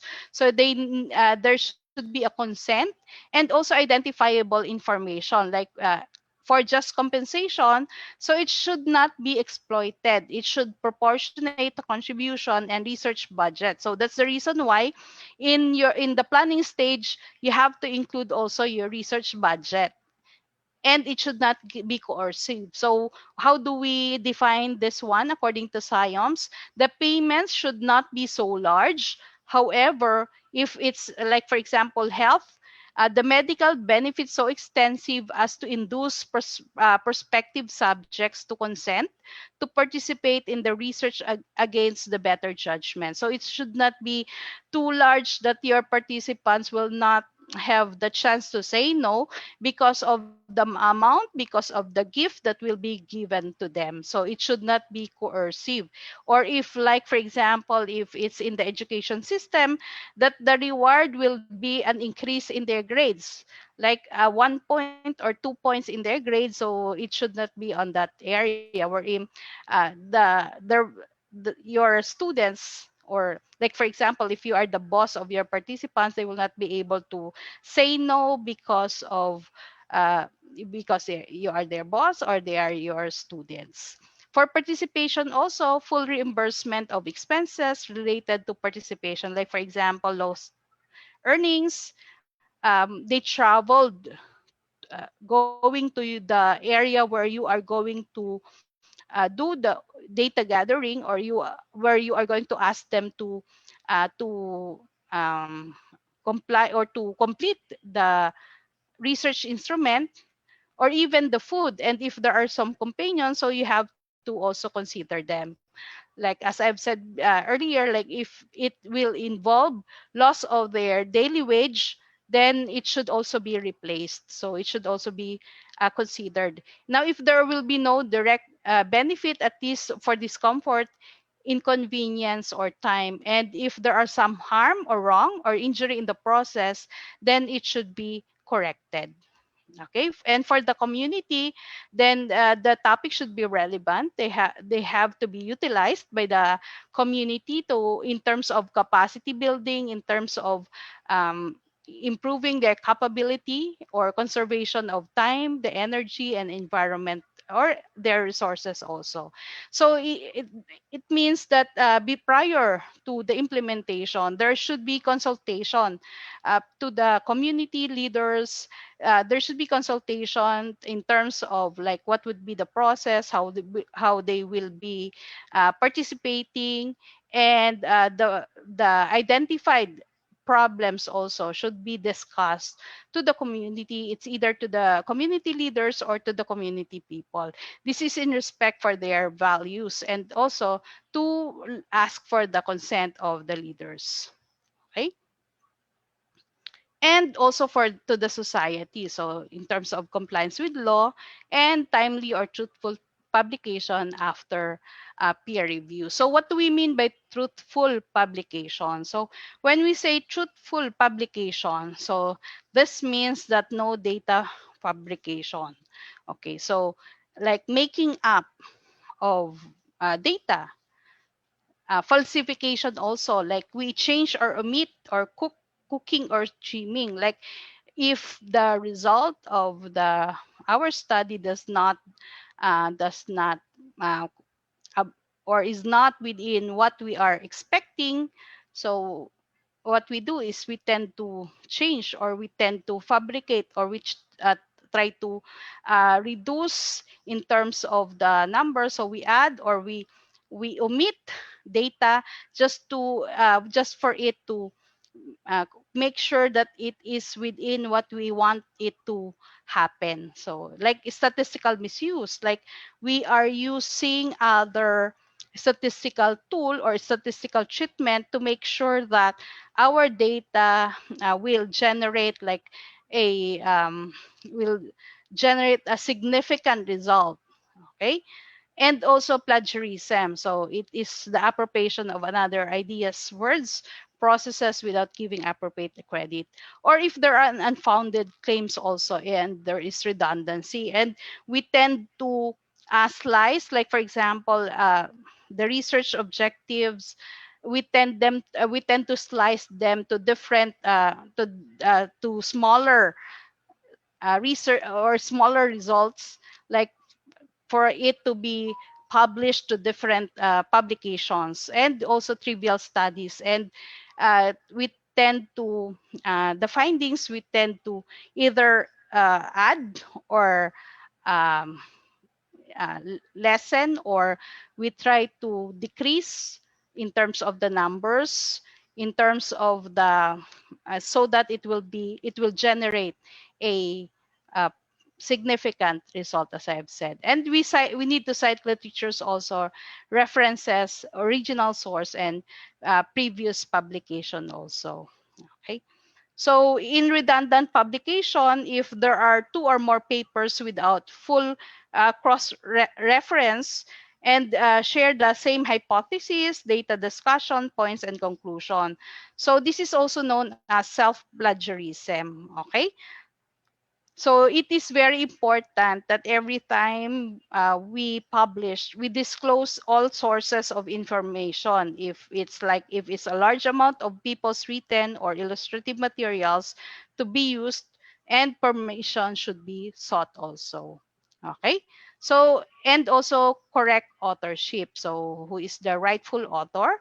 So the lead author is responsible for the integrity of the whole paper, and the other authors. So if you will be including co-authors, so make sure that there is substantial input, substantial input in terms of from the moment you conceptualize the research proposal, from the design, the data acquisition, analysis, and interpretation. They have to be there. And also in the revision of your article, so they have to be there also, and they have to be responsible for the appropriate portion of content, so even for the final approval. So that's for the truth, for the authorship and the acknowledgement. Now if there are some contributors, like for example that you have enumerators, you have statisticians, you have your advisors, they can be placed in the acknowledgement of, or in the as contributors. They do not need to be placed as co-authors. Okay, and it should also be peer reviewed. Like when we say peer reviewed, it's expert reviewer not known to the author. So also scientific, it has to be to undergo scientific process, and ethical integrity should also be looked at, even the grammar and style. So that's being looked at in terms of in as we submit our results or our research output for peer review. So I know BU has, or like I was able to receive once a paper from BU Research for peer review, but there are, for those peer reviewers, there are requirements for you to review for the review of papers also. So this one, when you submit your papers for peer review, it has to be submitted to those qualified reviewers in terms of doing research, in terms of their research qualifications, academic qualifications. So it's also being looked at. And the suitability for also and for the society, this has been mentioned already, and for the researcher, like the compensation and autonomy for research, and also for institutions, like if there are some compensation, protection of reputation, and if there are some sponsors, if there are no conflict of interest. So conflict of interest could be in terms of personal, commercial, political, academic, or even financial interest. So every time we do or we review researches for ethical clearance, before we do that, we first muna um, ask all the reviewers to, if there are some conflict of interest. Now if there will be some conflict of interest to the research paper being reviewed, then those panel of evaluators are not being asked to participate in the review process. So they are asked to, uh, they can listen, but they are not asked to give any comment or any suggestion, nor vote for it to be approved or not. Okay, so let's have some case scenario. So a community survey on prevalence of domestic violence among secondary school students. So this is the question, the topic. So question 1, if the results show 50% of the students have been abused, should I report them to the police? Or prior to that, may I ask muna, if who will be the one to give consent for this one? So the first question is, who should we obtain the consent? Is it the students, the parents, the teachers, or the Department of Education? If you will be doing domestic violence in secondary school students. So question, who should we obtain the consent? Is it the students, the parents, the teachers, or we ask consent from DepEd?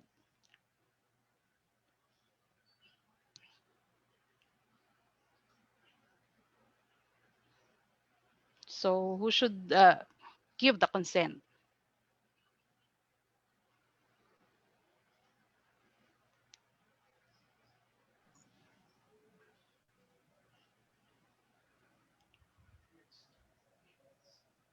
So is it the students, the parents, the teachers, or the ped? So you can put your answers in the chat box. For those, I'll check my chat box.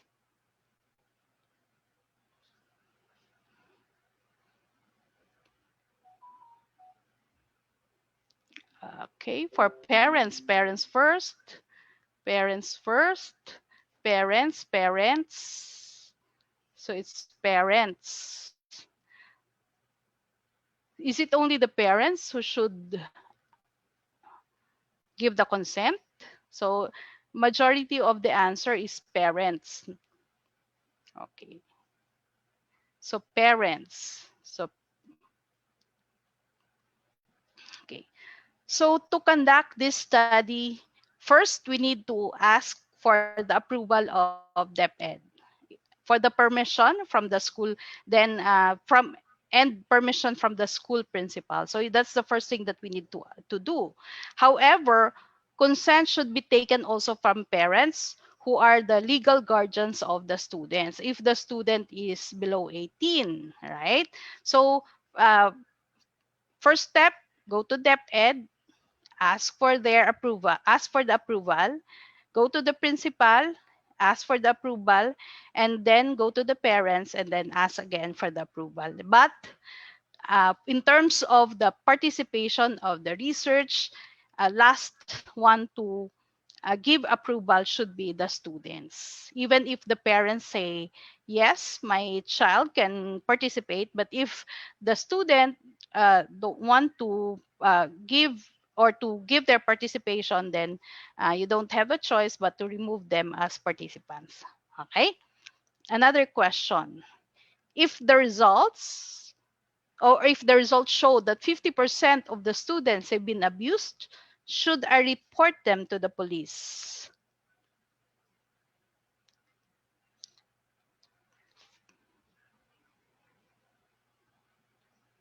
Okay.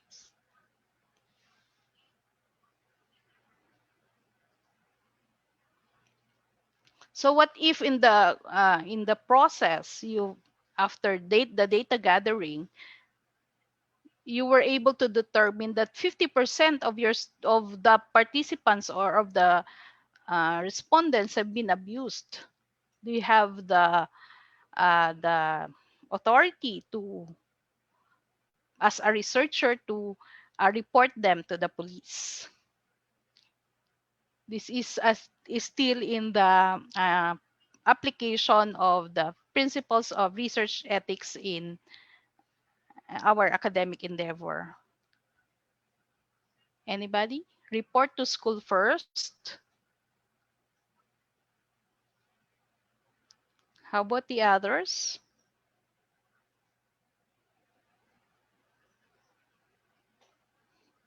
Okay. So if in case, again, in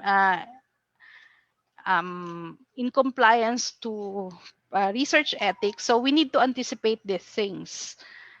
So that there's a question if there is no social risks. So possible that there will be some social risks, possible that so it could have or it could not have a social risks. So if that would be the case, if there is this ethical issue should be discussed at the proposal stage. So you have to anticipate, since you know that your topic will be on violence, okay, domestic violence, okay, so it should be discussed at the proposal stage, and the participants or guardians should be informed about the decision to report to the police while taking the consent. So it should also be included in the consent. And of course, this could potentially affect the response of your respondents. So some of them might not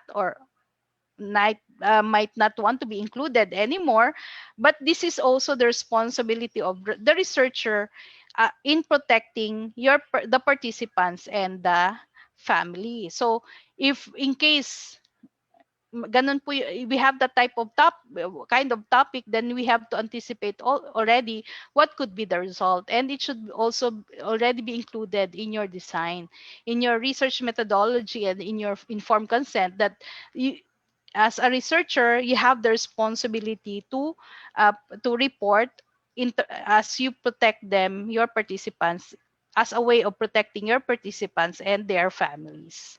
Okay? Okay. And what if you decide I have decided to publish it. Can I send an abstract for presentation as part of the conference proceedings and later submit similar abstract with the full text of publication? Is that redundant publication?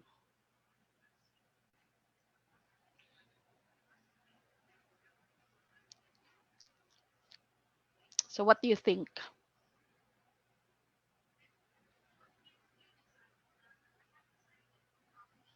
So there's a comment: inform the advisor of the class, then advisor will report it to the Child Protection Committee. Not yet, because you're still in the process. Maybe report to the guidance office. Okay, so how about the second question? I have decided to publish it. First, is you have submitted an abstract for presentation in the conference, and then later submit those abstract for publication.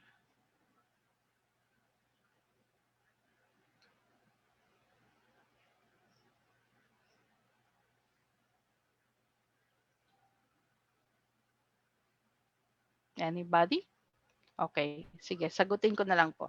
So for this one, yes, you can still publish your paper to other publication. However, you have to declare to the publisher that you have already presented your paper in a conference. It's not considered as redundant publication.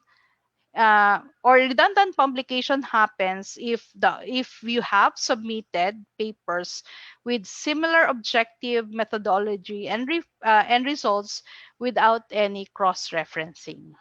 Okay, so just to give us a scenario of what would it be when we abide with the different principles of research ethics. It is not so. Tama po. It's not redundant. No, it just need proper declaration. So I agree with you. Okay, so let's proceed. Okay, so let's go to the ethical researcher. So this is all about us. So what would be what would be the qualification for us to be considered as ethical researcher? So first, we have to be qualified researcher. So how do we, like in the research ethics committee, how do we check on the qualification of the researcher? We look at actually your the submitted CV or your curriculum vitae.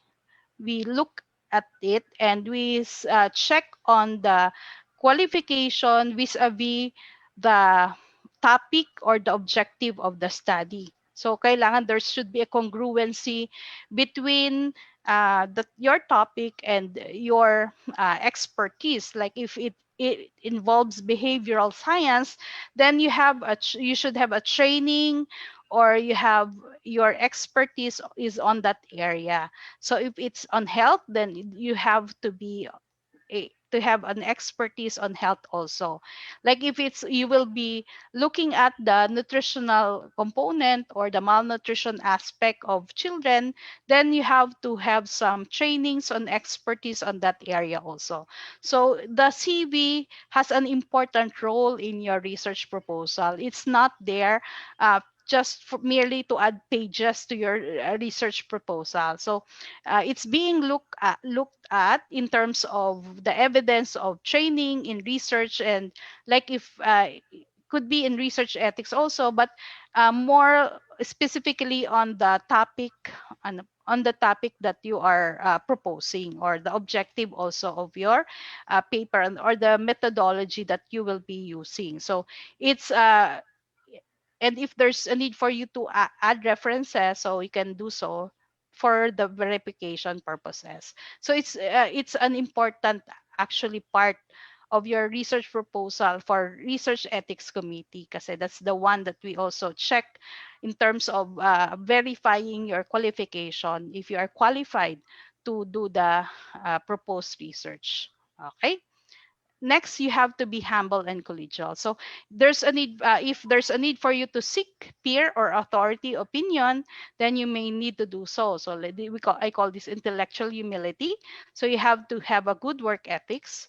So you need to respect opinions of your co-investigators. And if there are some mistakes committed, then you have to, especially during the conduct of research, then you need to offer for or agree to suggested corrections. So like is for those uh, in the thesis or dissertation, so usually you present paper to your panel of evaluators, and they give suggestions, they give comments, primarily to further improve the paper. So you have to honor those, and you have to abide and comply with those corrections, because it's given by the experts primarily to improve to make sure that your paper will be of quality and will abide with the standard. And if there are harm done, like to participants, then you need to apologize and seek to alleviate it, or to address those, or to correct those harm. And you need to command respect and should be respectful himself or herself. So you need to compose yourself in a dignified manner. How? In terms of our attire, actions, and words. So every time we go to our subjects or our participants or respondents, we need to consider also how we dress. So if you will be going to to remote areas, or if you will be going to squatters, or to uh, those financially challenged, so you have to consider how you dress also, even the action. So sabi po, it should be soft, hindi po yung parang galit, or hindi yung parang nasa kanto lang tayo. Even the words that we use, it should be respectful also. And we need to show respect to research participants, and by how we speak and actions. And if for those confidential matters about research, it should be kept confidential. It should be known also to only to you, or if you have research research assistant, so it should also be known to only to them, or to your advisor, or to the panel of evaluators. And if in case you will be publishing, or you will be presenting them, make sure that you don't give data individually of your respondents, the data of your respondents individually. So you need to be honest also, trustworthy, and fair. So this is on the ideal. So if you are an ideal ethical researcher, you are also honest, trustworthy, and fair. So you explain objectives and procedures of research to your participants, as well as if you have co-authors, co-investigators, and if you have a staff. So you need to explain the objective and the procedures, and you invoke trust uh, by having a thorough knowledge. So you are knowledgeable of your research. So meaning to say that you really did your part from the first page to the last page, you know the process, you know the entries of your paper, and you assure participants of confidentiality, and you treat them fairly in terms of the recruitment. And this is done by your informed consent document. So really, informed consent document is very important in complying for the ethical part of research. And you need also to provide a thorough background about your research that can be verified anytime. So yung research po natin hindi po pwedeng nakatago lang after, or gusto natin tayo lang po nakakaalam na we don't want it to be shared in public. Okay? So if there are some amendments, then we need to implement them, and we have to respect deadlines. So pag sinabi ni professor or ni advisor or ni dean na we need to submit it at this time, then we have to do so. And we need to be familiarized with the different guidelines. Could be national or international guideline. It could be in the scientific aspect as well as ethical guidelines. So we have different guidelines. If you're like, for example, your participants are the IPs, or okay, so in the indigenous peoples, we have a separate guidelines for them. So there's also a committee in charge. Now if you will be doing research for them, there's a committee in charge also, that you need to submit your proposal for their approval. Okay, and then submit also required documents Alam ni Uncle mo dahil siya kaiba? or amendments as soon as possible. So yan. So like our process actually in the research ethics committee. So if there are IPs as participants, first we ask them to submit to those to the IP office, and then after they gave the approval, that's the only time that we can proceed with the ethics clearance or the review for ethical clearance. Also for another thing is, before we proceed with the ethical review, we also ask first to submit the technical review result. Now, if it's the paper is of sound technically or scientifically, then we can proceed already with the ethical review. Okay. And then we follow the rules and regulations. So institutional clearance. So as the VPAA have said, you have already your institutional clearance. So they have to do is to register and to be recognized if they are level 1 or level 2, and then submit them for ethical clearance, your paper. If you have human participants, we have the BCHRD REC.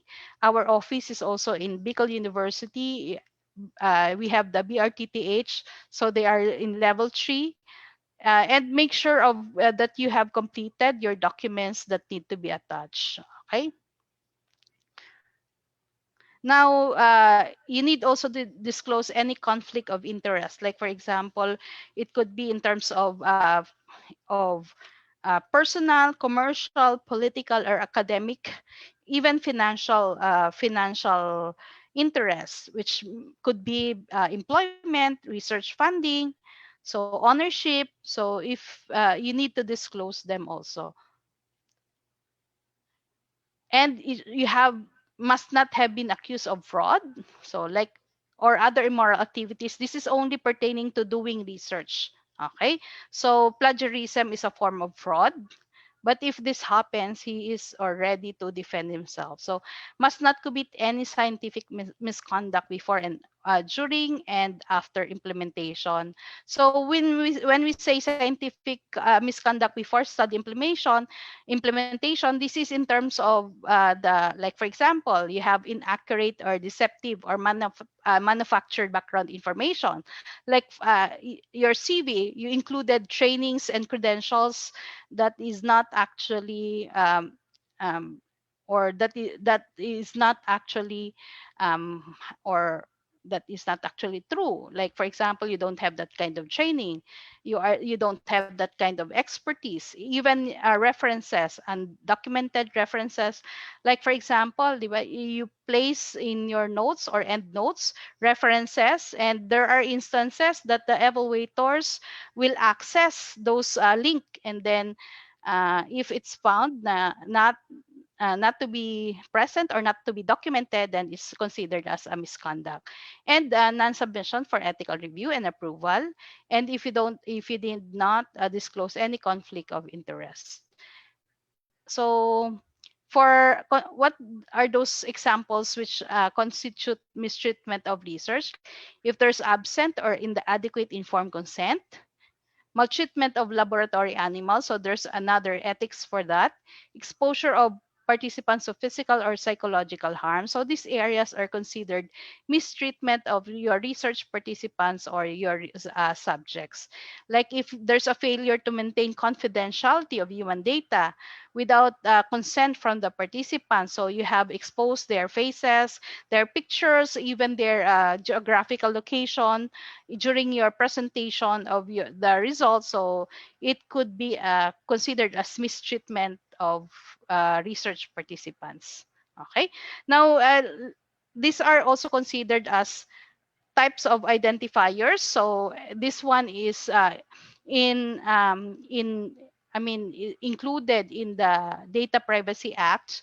So you have to be careful also in terms of these identifiers. So to make sure that you are ensuring the confidentiality of the information coming from your clients.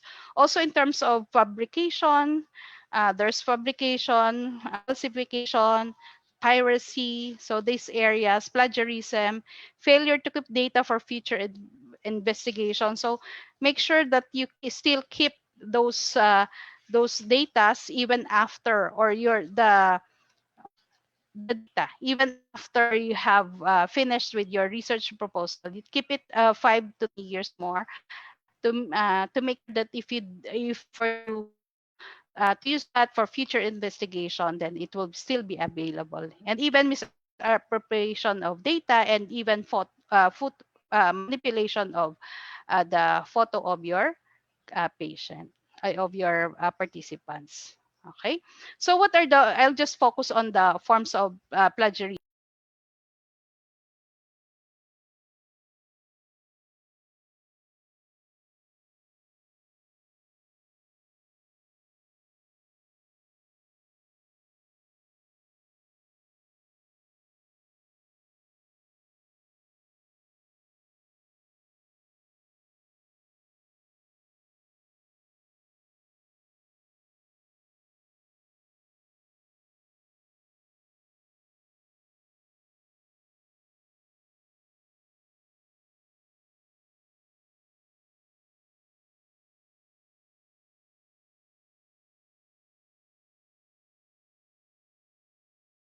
Scientific review as well as with the ethical review.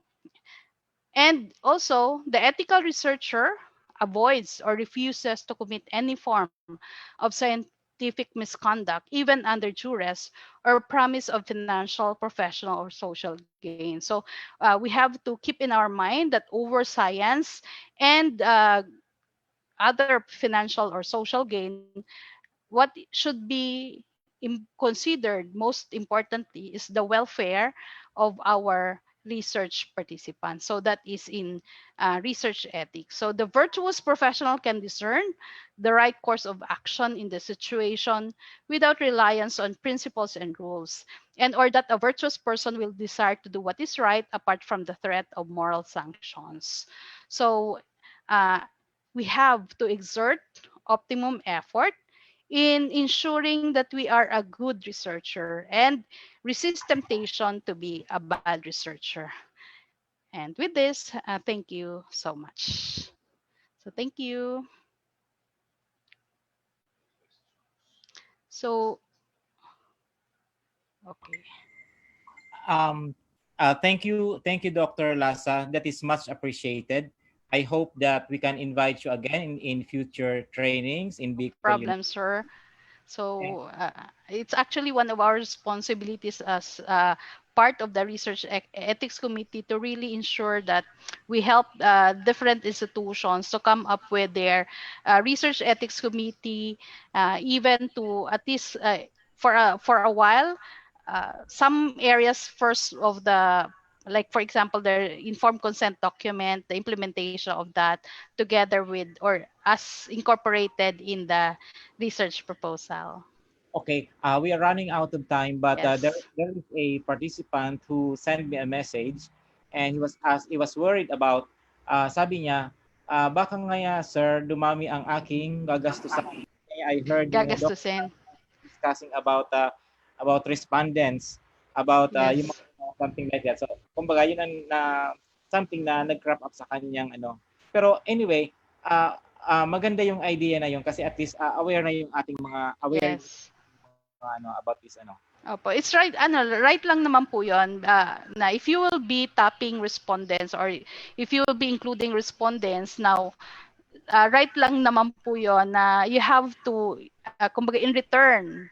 So, kumbaga if it causes yung kanila pong daily wage, so siguro kailangan lang din naman nating ibalik po yun. Or if we want to give a gift, pwede din po. Or you can actually place it in the informed consent document that if they will receive a reward or not. Para by the time they sign, they know that they will not be receiving anything, money or any gift from you. So para they can decide also if they want to be included as your participants or not. So yeah. Okay, thank you, Dr. Sandy, and hope to see you again in the future. And I would like also to thank Dr. Arnulfo Mascareñas for his support, and also for the faculty. I know you are around, and some of you are on our FB Live. So yung mga hindi nakapagsimula ng presentation natin, you can just review the video because it is uploaded in the Facebook page of Bicol University. And tomorrow, I would like to take this opportunity to invite you for tomorrow. We have the part 2 of this webinar, but it will be more about creating healing spaces after this pandemic. So, kumbaga, we have invited a trauma expert to talk about that. And also, this afternoon at 1 o'clock, I would like to invite you to view also from the FB Live the launching of the leadership legacy of the College of Social Sciences and Philosophy. This is not only the activity of the CSSP, but this is a university activity that will also interest you. So thank you very much. So Madam MC, I'm turning over to you the floor. Thank you, Ma'am Sandy and Sir Rosana. So, I think, Madam, we have forwarded questions po ng mga participants sa chat box niyo. For May chat. Apo. Okay. For a while. I'll check for the questions. Okay po. Just give Ma'am Jerus, while we are waiting for the questions, kindly invite everyone to have now their evaluation form accomplished for the attendance and the issuance of certificates. Thank you. Okay, sir. So, everyone po na nag-join, kindly have the assessment. Paki-check na lang po ng chat box. Mr. Alan will be posting the link for the assessment for your certificate, and please do the evaluation. Thank you po.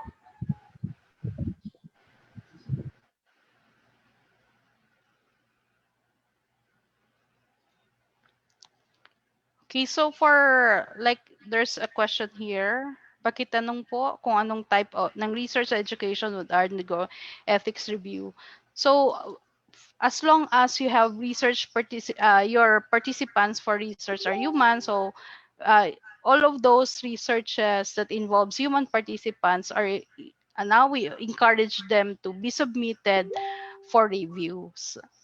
So lahat po 'yon. And if questionnaire is also subjected to ethics review. So all parts of actually research proposal is being subjected to research review. It's included actually. So we need to look at the congruency between the objectives, the methodology, including the questionnaire, also the informed consent document. So it's being actually sent depending on the expertise. So we have different experts like, for example, if it's for education, so we also invite those with expertise in education. If it's for social science, so we invite experts for social science to make sure that what we will be giving is in conformity with their field.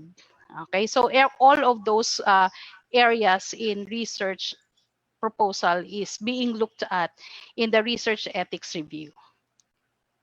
Okay, so thank you.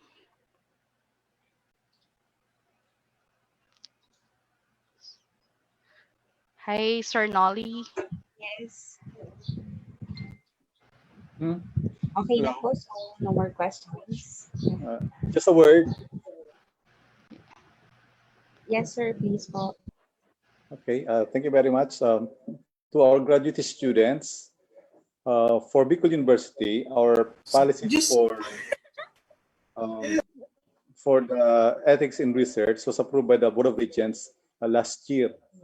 We're just coming up with the guidelines. And anytime when the guideline is prepared, we will be requiring our thesis and dissertation students to undergo this ethical review. So my advice is that you have to fast track your dissertation and thesis para hindi na ka maabutan.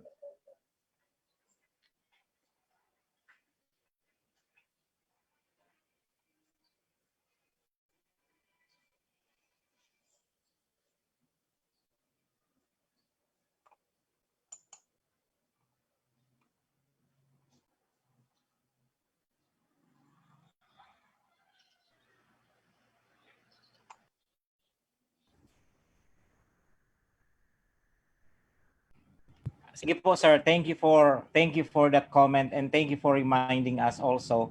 And we hope also that we can siguro when these guidelines comes out, we could have orientation for all our students. So for the meantime, yung mga nag-thesis writing dyan and dissertation, please double your effort so that baka maraming requirement na katulad ng sinabi ni Dr. Sandy, baka hingan tayo ng mga documents, etc. Kasi kailangan talaga 'yon sa sa mga ethical guidelines sa research, yung mga documentary baka mahirapan tayong pero worth naman yung effort kasi Yes. kasi eventually kasi pag ang research mo ay hindi masyadong certified ng ethics committee, there is the danger that you can run into legal problems, not only you but also your advisor and your panel members, your committee members, and also even Bicol University also. Yes, sir. One more thing, Herbert. Later on, if you're planning to publish your research output or to present it in a research forum, there are some organizers and editorial board which requires their researcher to submit the certificate of ethical review.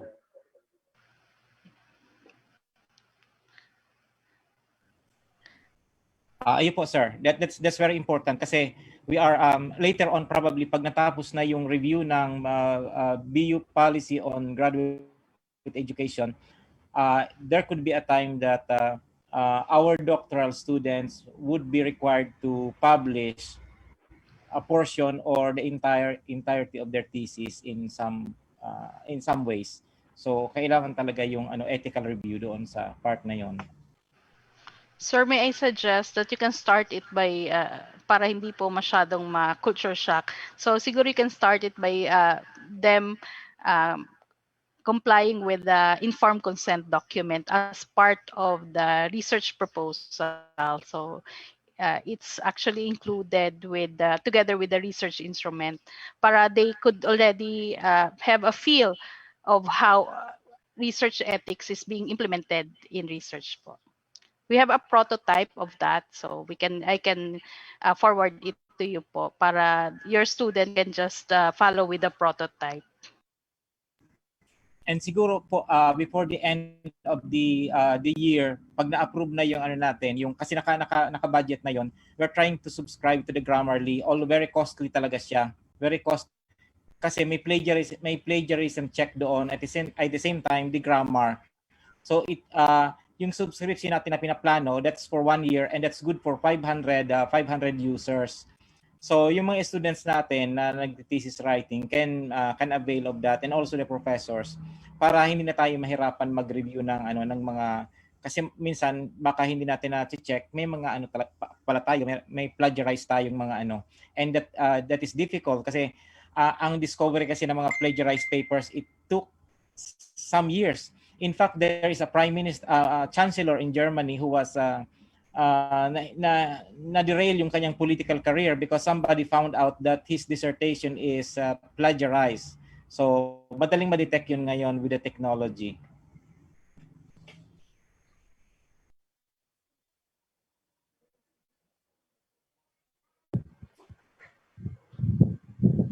Okay, so thank you once again, Dr. Sandy Lasa, Dr. Nolly, and Dr. Herbert Rosana. So happy 50th BAGS and 51st founding anniversary.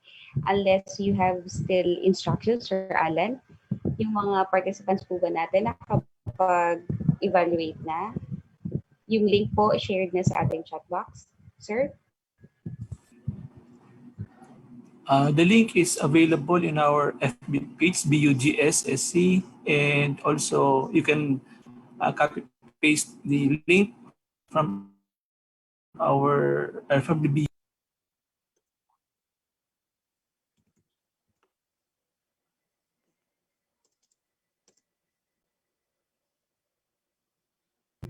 All right, so I think that's everyone. Happy anniversary. Thank you po. Thank you po. See you tomorrow.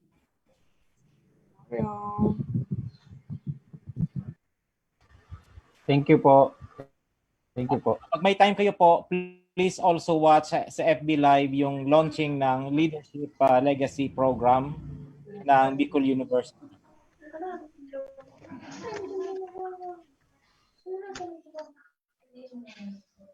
Hi, sir.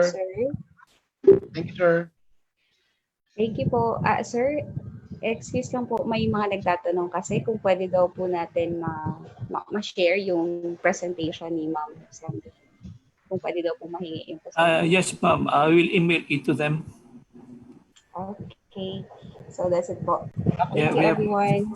Yung yes, link, sa FB page, nakasave naman yung doon. You can download it just in case.